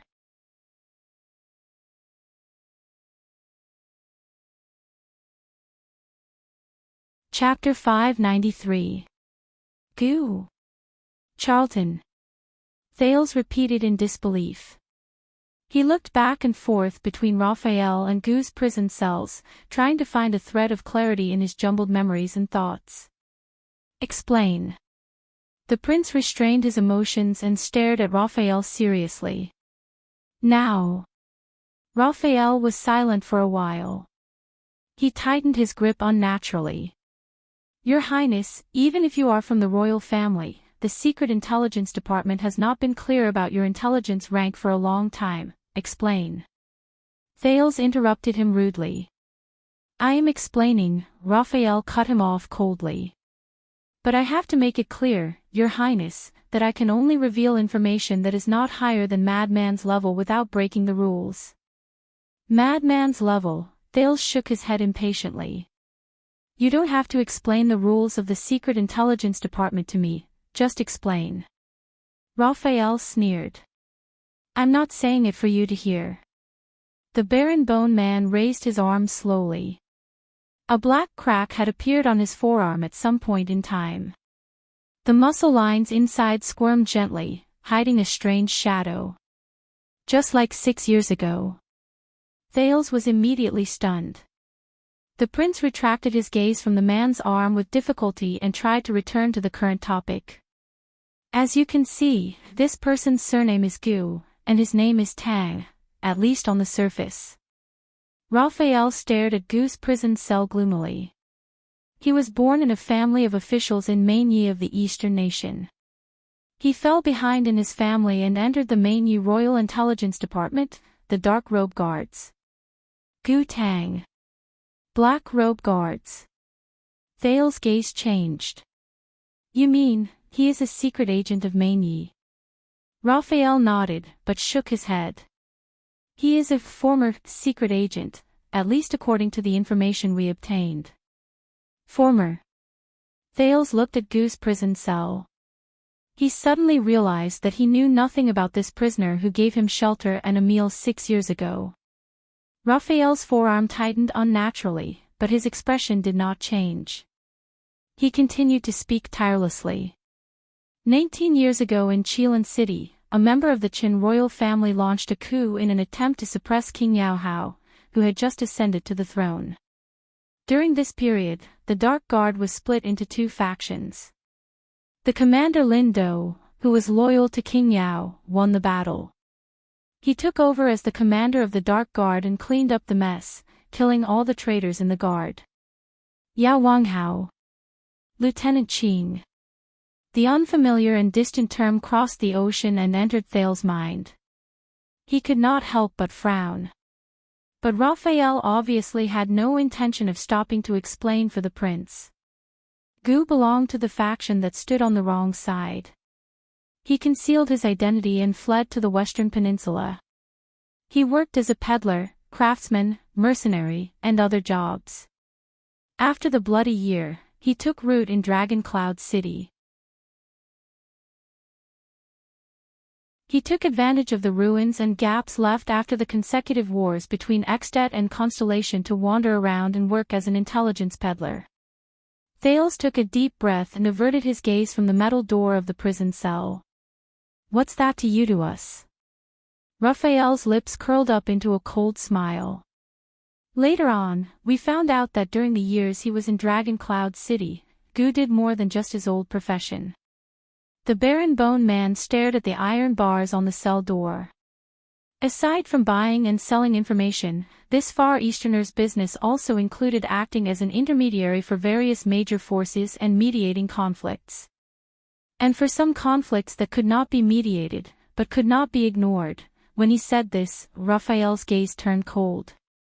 He would find an assassin. An assassin. Thales tensed up. Wait. Dragon Cloud City, Gu, intelligence peddler, assassin, 6 years ago. The teenager slowly connected the clues from many years ago. His expression gradually changed. That's right. Raphael sneered as he observed Thales' expression. 6 years ago, in Dragon Cloud City, under King Nuvan's power, the underground forces were in a state of disunity. Gleeward controlled the streets, Vlad ran amok in the black market, Camus Union profited from the people's lives, and there were countless other factions. Their relationships were complicated, tangled, and chaotic. And he. Raphael raised his chin at Gu's cell door. Your friend from the Far East used 10 years to gradually take over the dirtiest and most dangerous business. He became the biggest and most convenient contact for assassins in Dragoncloud City. Thale's eyes slowly widened. From street thugs and fugitives to Shadow Shield and Assassin's Flower, he had connections and was familiar with all of them. He bought lives with one hand and sold them with the other. He could be said to have hidden his abilities well and had eyes and ears all over the world. Shadow Shield. Assassin's Flower. Thale stared fixedly at Gu's cell. His gaze never wavered. But his gaze had changed. If Gu is the biggest intermediary for assassins in Dragoncloud City, then 6 years ago, in the next second, Raphael expressionlessly stated what Thales was worried about. Chapman Lampard. Back then, the Archduke of Black Sand region found Shadow Shield through Gu. Both sides colluded and formed a partnership. Thales turned his head around stiffly. The partnership between Chapman Lampard and Shadow Shield. Their middleman is Gu. He could not help but recall when he was young. He and Little Rascal hid in the carriage, shivering, and watched the Archduke of Black Sand region talk to Stake. But Raphael had not finished speaking. In the end, due to how troublesome the target was, Gu used his trump card and contacted the most powerful and terrifying assassin in the world. He relied on his sinister and dangerous killing blade to break through the heavy defenses of the White Blade Guards in the chaos brought by the calamities, and took the head of the Born King. At that moment, Thales froze on the spot. Raphael narrowed his eyes slightly. And do you know who that is? The corridor fell into a dead silence. After a long while, Thales exhaled laboriously. Yes. Raphael sneered. He did not care about the prince's extremely unpleasant expression. He knows how to contact the regicide family that fled without a trace after the Bloody Year. This alone is enough for us to imprison him until he dies of old age or confess. Thales did not speak. He just clenched his left fist. His fingertips swept past the scars on his palm, which had been cut by the police countless times. But this is not the first time. Raphael continued. At least, in Gu's account book, Flying Locust Blade is not the first business that you're involved with. Thales tried hard to digest the new information and looked up. In the next second, Raphael's gaze turned cold. 6 years ago, Your Highness, when you went to the north as an envoy, you and the Kingdom's Wrath were surrounded by Lampard's Black Sand region army under Broken Dragon Fortress, and you were bombarded by the Mystic Gun Unit. Who do you think used a variety of communication channels to help Archduke Concrete Pofford of Beacon Illumination City find an assassin who could even instigate the Mystic Gun Instructor, so that he could get what he wanted and watch you die in Lampard's army? Mystic Gun. Thales frowned. He felt as if he had returned to the time he was under the fortress 6 years ago, when he faced countless blades. His expression was solemn. Are you saying that it was Gu Zhuzhong who contacted them? Raphael snorted and swung his arm slightly. And you said that he helped you in Dragoncloud City and saved your life. Thales subconsciously looked at Gu's prison cell. Then think carefully, Your Highness. At that moment, although Raphael's tone was as relaxed as ever, his words were filled with a darkness that no one knew about. Do you think that ground shaker Caslin, who betrayed King Nuvan, told you about the channel to contact Gu in the tavern because he found you pleasing to the eye, so that when you escaped from the siege of Dragoncloud City, you could look for this seemingly mysterious and neutral underground figure? Caslin. $6.50. Thale's gaze was fixed on the cell's hatch, but he clenched his fists tighter and tighter. Do you think that there are so many kind Far Easterners in Dragon Cloud City that when a mysterious noble brat knocks on their door during martial law, they will always entertain him with good wine, good food, and a good bed, just because the kid is obedient, cute, smart, and kind? Far Easterners. Entertain. The prince gritted his teeth and tried hard to recall the scene of him and Little Rascal in Goo's butcher's shop that morning. Do you think that things are really so coincidental that when all of Dragon Cloud City is in a mess, a shady intelligence peddler only needs to leave his house for 2 minutes to smoothly bring back the envoy of a country, the Marquis of Goodflow City, Shiles Bamra, who came alone, so that he can turn around and give you to Chapman Lampard? Intelligence peddler. Shiles. Raphael's words were as sharp as blades. One after another, they pierced through the defenses in Thale's heart. All these suspicious points, these strange things, these things that seem reasonable but cannot be investigated, have you ever thought about them before you treated him as your savior? At that moment, Thales took a deep breath and suppressed the gradually boiling sin of Hell's River. If all these suspicious points Raphael mentioned are problematic, that means that the things he once thought. Yes, Goo. Raphael spoke coldly, not giving the prince any time to react. He never helped you. On the contrary. He was the one who betrayed you. Thales closed his eyes gently. 6.5. He never helped you. He betrayed you. At that moment, the cell that imprisoned Goo did not seem so eye-catching anymore. The corridor returned to silence. Raphael exhaled and looked at the cell door with a complicated gaze. And he also betrayed us.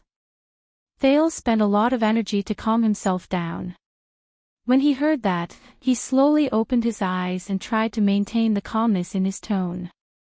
He and the kingdom's secret intelligence department worked together. Raphael nodded. Once, yes. The Baron Bone Man stared at Goo's cell door and snorted in disdain. Obviously, whether it's Extet, Constellation, Camus Union, or even Shadow Shield and the Tower of Eradication, this self-proclaimed neutral intelligence peddler is used to working together with everyone. He receives money from many parties and goes around patting his chest. He is smooth and slick in changing hands. Then, he reaps the benefits while his clients kill each other. The only difference is that this time, he messed up. Thale's cheeks stiffened. What did he do? Raphael was silent for a few seconds. As you mentioned, Karen Booker was one of the few wise intelligence officers in the kingdom's secret intelligence department. His death was a loss we could not afford to bear. And when we abandoned the headquarters in Dragon Cloud City 6 years later, we were more or less affected by this. We had no other choice. Thales exhaled, trying hard to expel the gloom and frustration from his heart. What happened? Raphael shook his head and glanced at Goo's cell. This is also what we want to figure out. From his mouth. Thales stood quietly on the spot. His emotions were complicated. Raphael, on the other hand, sighed and regained his relaxed and indifferent attitude. Just like this, Your Highness. Even in the face of the seemingly conclusive past, there are still too many unknown and terrifying details hidden in the dark. So, when you turned the tide in Heroic Spirit Palace 6 years ago, Your Highness, you were in high spirits. Raphael sighed with emotion. Don't forget that on that day, outside Heroic Spirit Palace, the members of the kingdom's secret intelligence department were also fighting against the enemies in the shadows in the invisible battlefield, even if it was just for a page of paper, a paragraph of text, or a signal to give you and the kingdom a chance to win. Booker was one of them. Thale's gaze shifted. The prince's ass, this name is funny, isn't it? Raphael turned around and faced the dark corridor that seemed to have no end. His eyes shone with a faint light. However, all of them were survivors of the Dragon's Blood project that changed the world 6 years ago. After the kingdom's secret intelligence department fought against King Nuvan, the Secret Room, the White Blade Guards, Chapman Lampard, Shadow Shield, Camus Union, and other enemies, they fought against each other to the death. They were the only survivors among the corpses and sacrifices on the ground. Thales raised his head in surprise. And we don't tell you certain information, not because we don't trust you, but because you can't discard your burdens like us, forget yourself, and wholeheartedly devote yourself to the dark and dirty mission to complete the goal. Raphael narrowed his eyes and gestured at Goose Cell. Even if you think you owe your target your life. In this case, if you insist on knowing only a little, you will only stray further and further, lose the ability to distinguish the truth, and be led by the nose by others. Discard your burdens and forget yourself. Thales frowned slightly. You are not us, Thales. You should live under the sun and the blue sky. Raphael sighed. It was rare that he did not use honorifics, but called the Duke by his name. Let us face the boundless hell. At that moment, his dark red eyes were incomparably sincere. But what Thales remembered was the different faces Raphael showed to the wine merchant Degori, the blacksmith Gibbon, the nobles of Blade Edge Hill, and Belisha in the interrogation room. There was a long silence in the corridor. Until the prince spoke again. His voice was hoarse. Then how do I know that the people who lead me by the nose are not you? Raphael froze for a moment. When you truly sit on that seat, your highness. Raphael's smile faded. When you truly can decide everything in the world with a word, when you can decide everything in the world with a finger, when you have full control over the goals, missions, operations, budgets, development, and future of the kingdom's secret intelligence department, you will know. Thales listened to this seemingly familiar sentence expressionlessly. But unlike in the past, this time, he did not refute it. In a gloomy mood, Thales followed Raphael out of the maze-like underground corridor, passed through many checkpoints, and left the main residence of the Secret Intelligence Department's manor through the main gate, returning to the place where they first got off the carriage. But Raphael frowned. You called for someone to pick you up. Thales, who was in a daze, snapped out of it. What? But the prince was also stunned. There were two carriages parked in front of them. One was the carriage they used to come from Renaissance Palace, but the other, your highness. As a familiar shout rose, a short and strong man dressed in the uniform of the royal guards jumped down from the driver's seat of the carriage. It was Commodore, the protector who had once sparred with Thales in Mindy's Hall. Your highness Thales, you are indeed here. Commodore was drenched in sweat, but when he saw Thales, he still perked up and bowed to greet him. I am here on orders from Officer Mallows to serve you. Thales was a little puzzled, but Raphael and the coachman from the Secret Intelligence Department in the other carriage stared coldly at Commodore, who appeared before them. Their expressions were hostile. It's fine, Thales said when he saw this. He is one of my men, a member of the Star Lake Guards. Raphael snorted softly. Are you sure? Thales pursed his lips and walked forward. Commodore. The prince sorted out his terrible mood. Shouldn't you be in Mindy's Hall? Why are you here? Commodore moved his wary gaze away from Raphael. Officer Mallows gave me an order before I entered the palace, your highness. He asked me to keep an eye on one thing. If there is an accident, I am to slip out of Mindy's Hall, gather my men, and come here to receive you. To avoid inconvenience to you. Mallows. Inconvenience. Thales seemed to have realized something.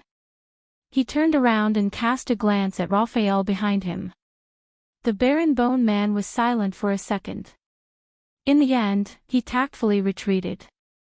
Thales turned his head around and asked for the main point. You said, an accident.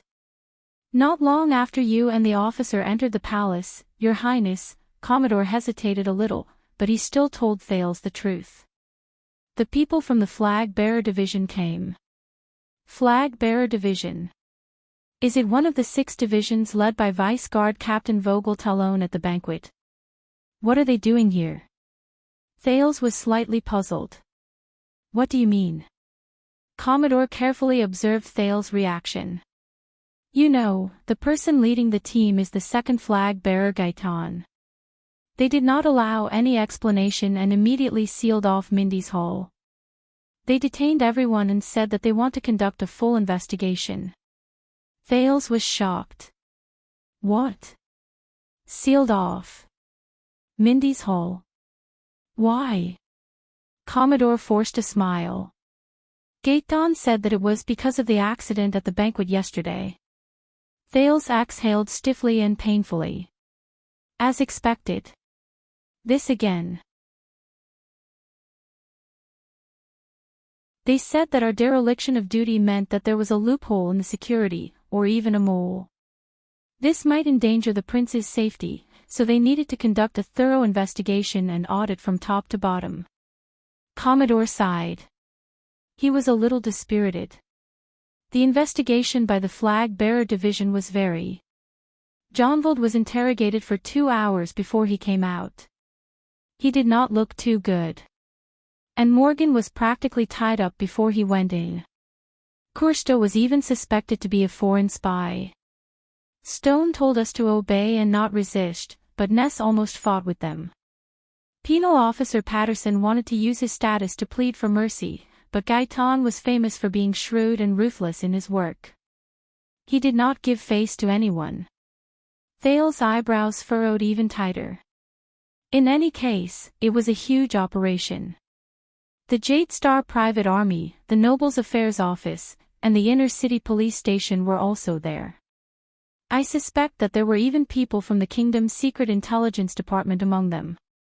The team was mighty, and I reckon that many people saw it. As Thales listened to Commodore's narration, he slowly widened his eyes.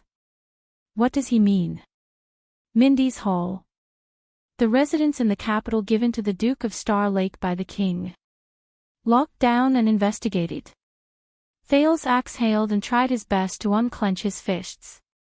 He tried to understand the current situation. How did you sneak out? I used to work in the Inner City Police Station, Your Highness.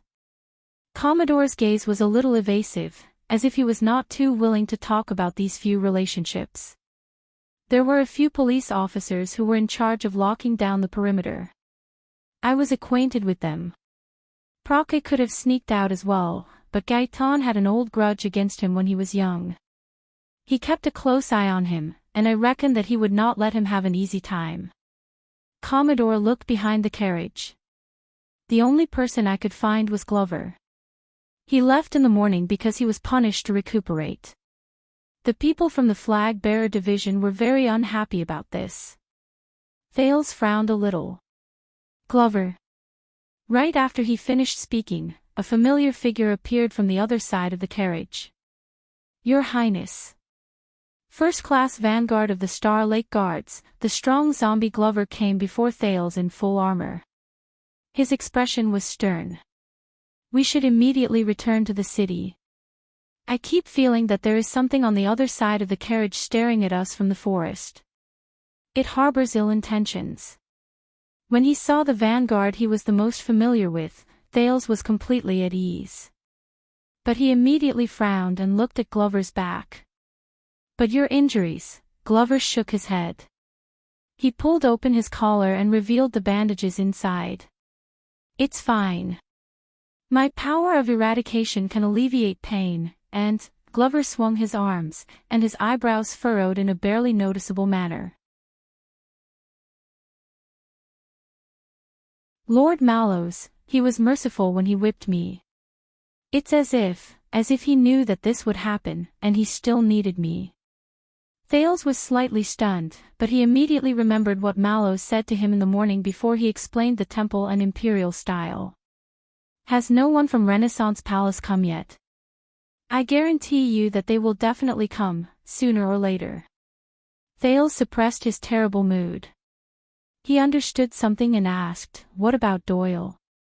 Was he also whipped by Mallows on purpose so that he could be released from Mindy's Hall to avoid trouble? Glover shook his head. No, I've seen it. Doyle's injuries should be real. He was beaten badly. Firstly, after what happened yesterday, the Doyle family is at the heart of the storm, Glover thought quietly. Secondly, Lord Mallows is probably very vengeful.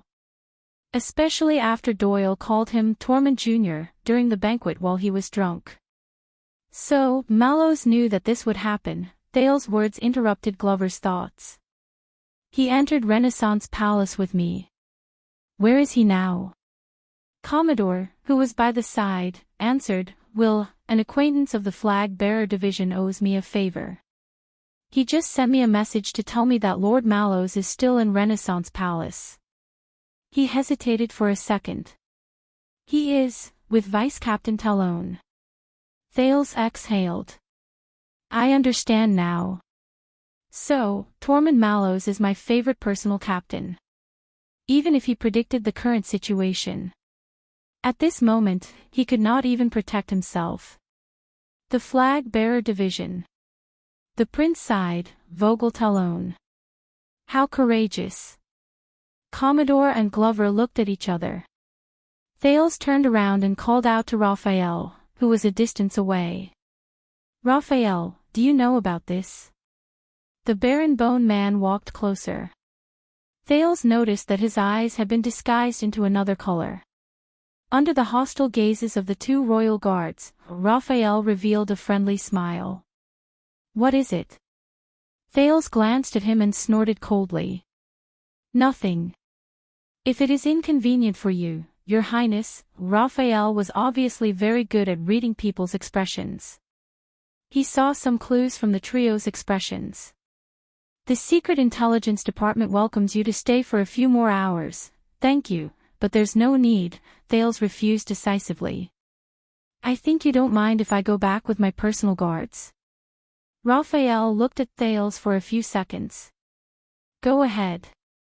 The Baron Bone Man smiled widely and called out the other two people's names and backgrounds as if he was reciting his family's treasures. Caleb Glover from the Glover family and John Luca Commodore from the police station. They are famous members of the Royal Guards. Of course we can trust them. Glover and Commodore frowned at the same time, but Raphael had already bowed, turned around, and walked away. That's... Glover watched Raphael's back as he left. Only then did he slowly loosen his grip on the hilt of his sword. The person who cleans up my mess, Thales said gloomily. The prince was about to board the carriage without any explanation. Now, let us return to Mindy's Hall and deal with the flag-bearer division. However, Glover shook his head firmly. No, Your Highness. Thales' expression changed slightly. Commodore took over the conversation, and his smile was a little stiff. What Commander Mallows means is, do not be in a hurry to return to Mindy's Hall. Thales looked puzzled. Commodore said carefully, those people from the flag-bearer division, they have His Majesty's warrant. His Majesty's warrant. Thales was stunned.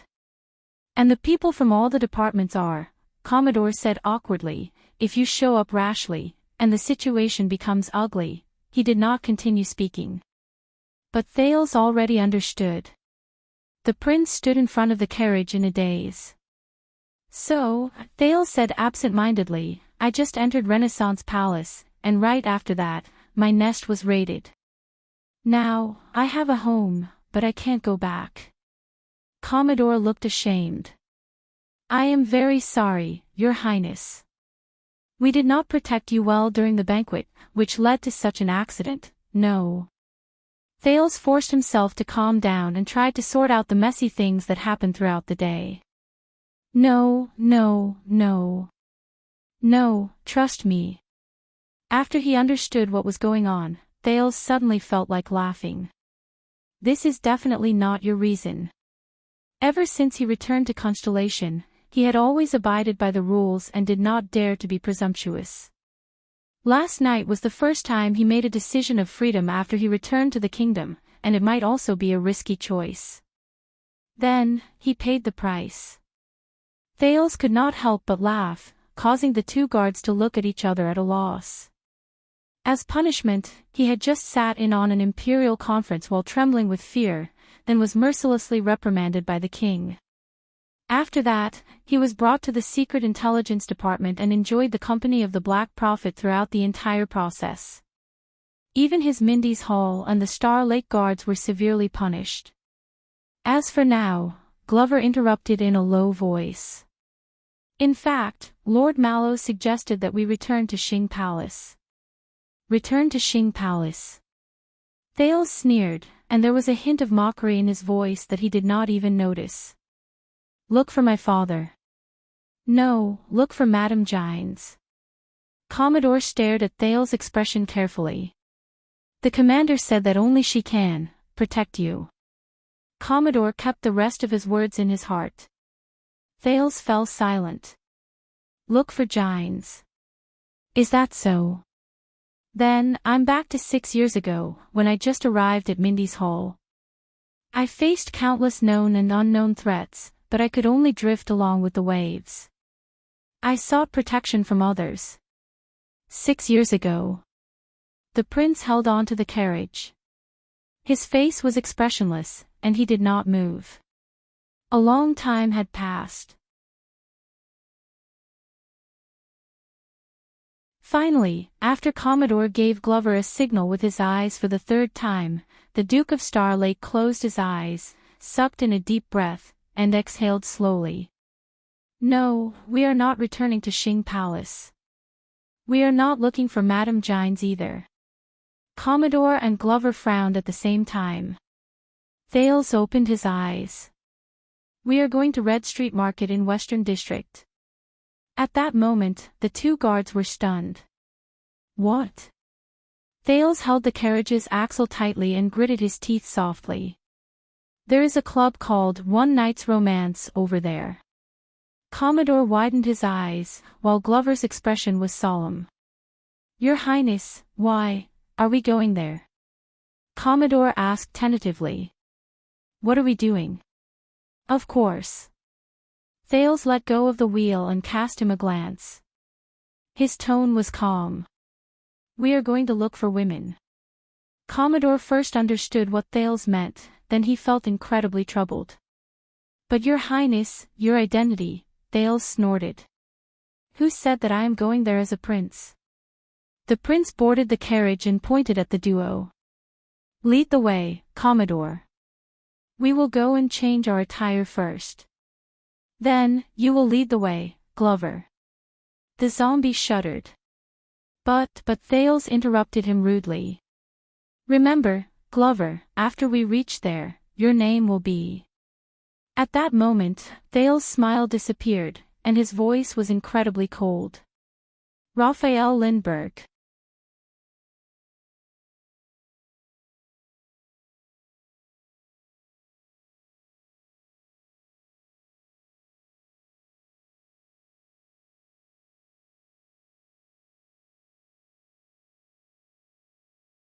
Sometimes they appeared, sometimes they were mysterious, sometimes they were passionate, sometimes they were cold, sometimes they were affectionate, sometimes they were indifferent, sometimes they were pure and holy, and sometimes they were flirtatious, making the hearts of the spectators itch.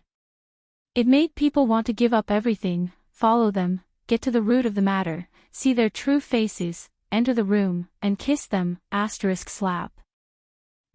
Glover extended his hand out of the driver's seat and slapped Commodore, who had his head raised in a daze and forgot about his business. It also shocked Thales, who had his horizons broadened. Sorry, ahem. Commodore touched the back of his head, which was in pain, and said awkwardly, I've been here a few times. Of course, it's because of official business. I've been here a few times. This is just the beginning in the afternoon. It'll be even livelier at night. Second-class Protector Commodore, Glover said coldly. He moved in front of the carriage window while he was at it and blocked a beautiful young lady who was winking at Thales gently from the second floor. His Highness still has matters to attend to. Of course, Commodore apologized sheepishly. He turned his head to look at the few locals who surrounded them once the carriage slowed down. No, we don't need a tour guide, we don't need introductions, and we don't need. Hey! Don't tug on my reins. All right, take this money and stop bothering us. The protector sent away the hospitable, local escorts, in exasperation. Obviously, Commodore did not lie about this. He was indeed not good at this kind of situation. The carriage continued to move forward for a while, took a few turns, and passed by a group of hot-blooded young nobles who were commenting on different ladies and beauties. Look at them. They're so confident, frivolous, and comfortable. Thales said to himself in silence. I'm not like myself. I'm still young, but there's already a heavy burden on my shoulders, and I'm bound by it. I'm really lethargic. The teenager laughed bitterly in a self-deprecating manner. They drove out of the lively area. Commodore then stopped the carriage by the side and pointed at the other end of the street. Look, that's the One Night's Romance. It's located at the front of the core area of Red Street Market. It's in a good location. Thales craned his head out. What appeared in his line of sight was a luxurious and grand house with people coming and going. The brokers outside the house fawned over him, and they were extremely passionate. The madams on the stairs waved their handkerchiefs and smiled delightfully. There was no need to even mention the beauties at the windows and balconies. They could be said to be charming, and they were as beautiful as flowers. That's the clubhouse that Felicia opened. One Night's Romance. But for some reason, the teenager felt that it was strangely familiar, but also a little unfamiliar. It's a little new. Glover frowned as he observed the exterior of the One Night's Romance building. He voiced his puzzlement. It doesn't fit in with its surroundings. Commodore sent away a broker who wanted to come forward and introduce some business to him. When he heard this, his eyes lit up. Of course, it was rebuilt on the ruins of an old chess room. The former police officer was in high spirits. 6 years ago, on a certain night, two gangs fought for the right to protect Red Street Market. They fought until their eyes were bloodshot. Those sons of cheese even brought out eternal oil. The sound of the explosion even alerted the chief garrison officer of the capital. Thales' heart skipped a beat when he heard this. He stared at the newly built clubhouse and compared it to the roads around it. He slowly confirmed his memories. No, 6 years ago, it was not the explosion caused by eternal oil that caused this building to be rebuilt. He supported himself against the wall of the carriage and told himself in his heart. No, Commodore noticed that the prince had an unusual expression on his face. He hesitantly opened his mouth to speak. He spoke hesitantly. Before we get down from the carriage, may I ask why we are here, Your Highness? We can't really be here to look for a woman, right? Glover sized up the situation around him warily, but his ears subconsciously turned towards Thales. It was obvious that he wanted to know the answer as well. Of course not. Thales smiled mysteriously. I just need to confirm something. Something that is not necessary to spread. Even if it is to Mallows. Do you understand? The prince stared at Glover in the carriage and Commodore in the driver's seat seriously. Perhaps it was because of their statuses, or perhaps it was because of their aggressive gazes, but both of them looked at each other and nodded in the end. All right, you are the master. I have no right to comment. But if the fact that we came to Red Street Market is known by others. John, trust me, Thales said to Commodore in resignation. You are not the first person to be worried about this. And I have been lectured for an entire day because of this. Commodore hesitated for a long time. In the end, he still buried the words, then, did you not learn your lesson, in his heart. He jumped down from the driver's seat and opened the door for Thales. He then focused on the rather promising task of accompanying the prince to run away from home and seek pleasure. No. Glover extended his hand in time and pressed down on Thales, who was about to get down from the carriage. We cannot go there directly. It is too obvious, regardless of whether it is His Highness' age or our temperament. The zombie stared at the crowd coming and going on the street warily. We will be recognized. Commodore quirked his eyebrows and put away his expression that said, I am the protector here. Oh, they have already recognized us. Thales was puzzled.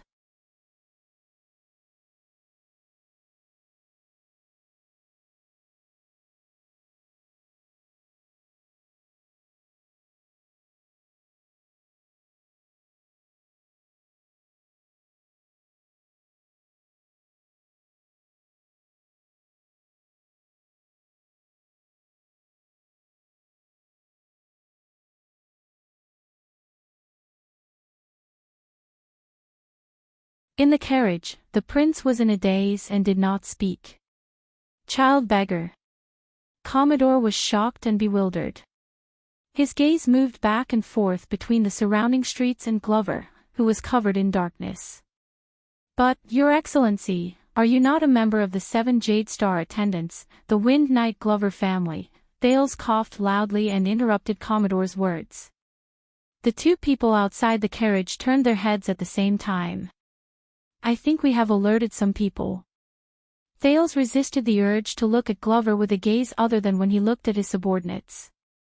Instead, he tried hard to maintain his normal tone and said seriously, we have to hide for a while.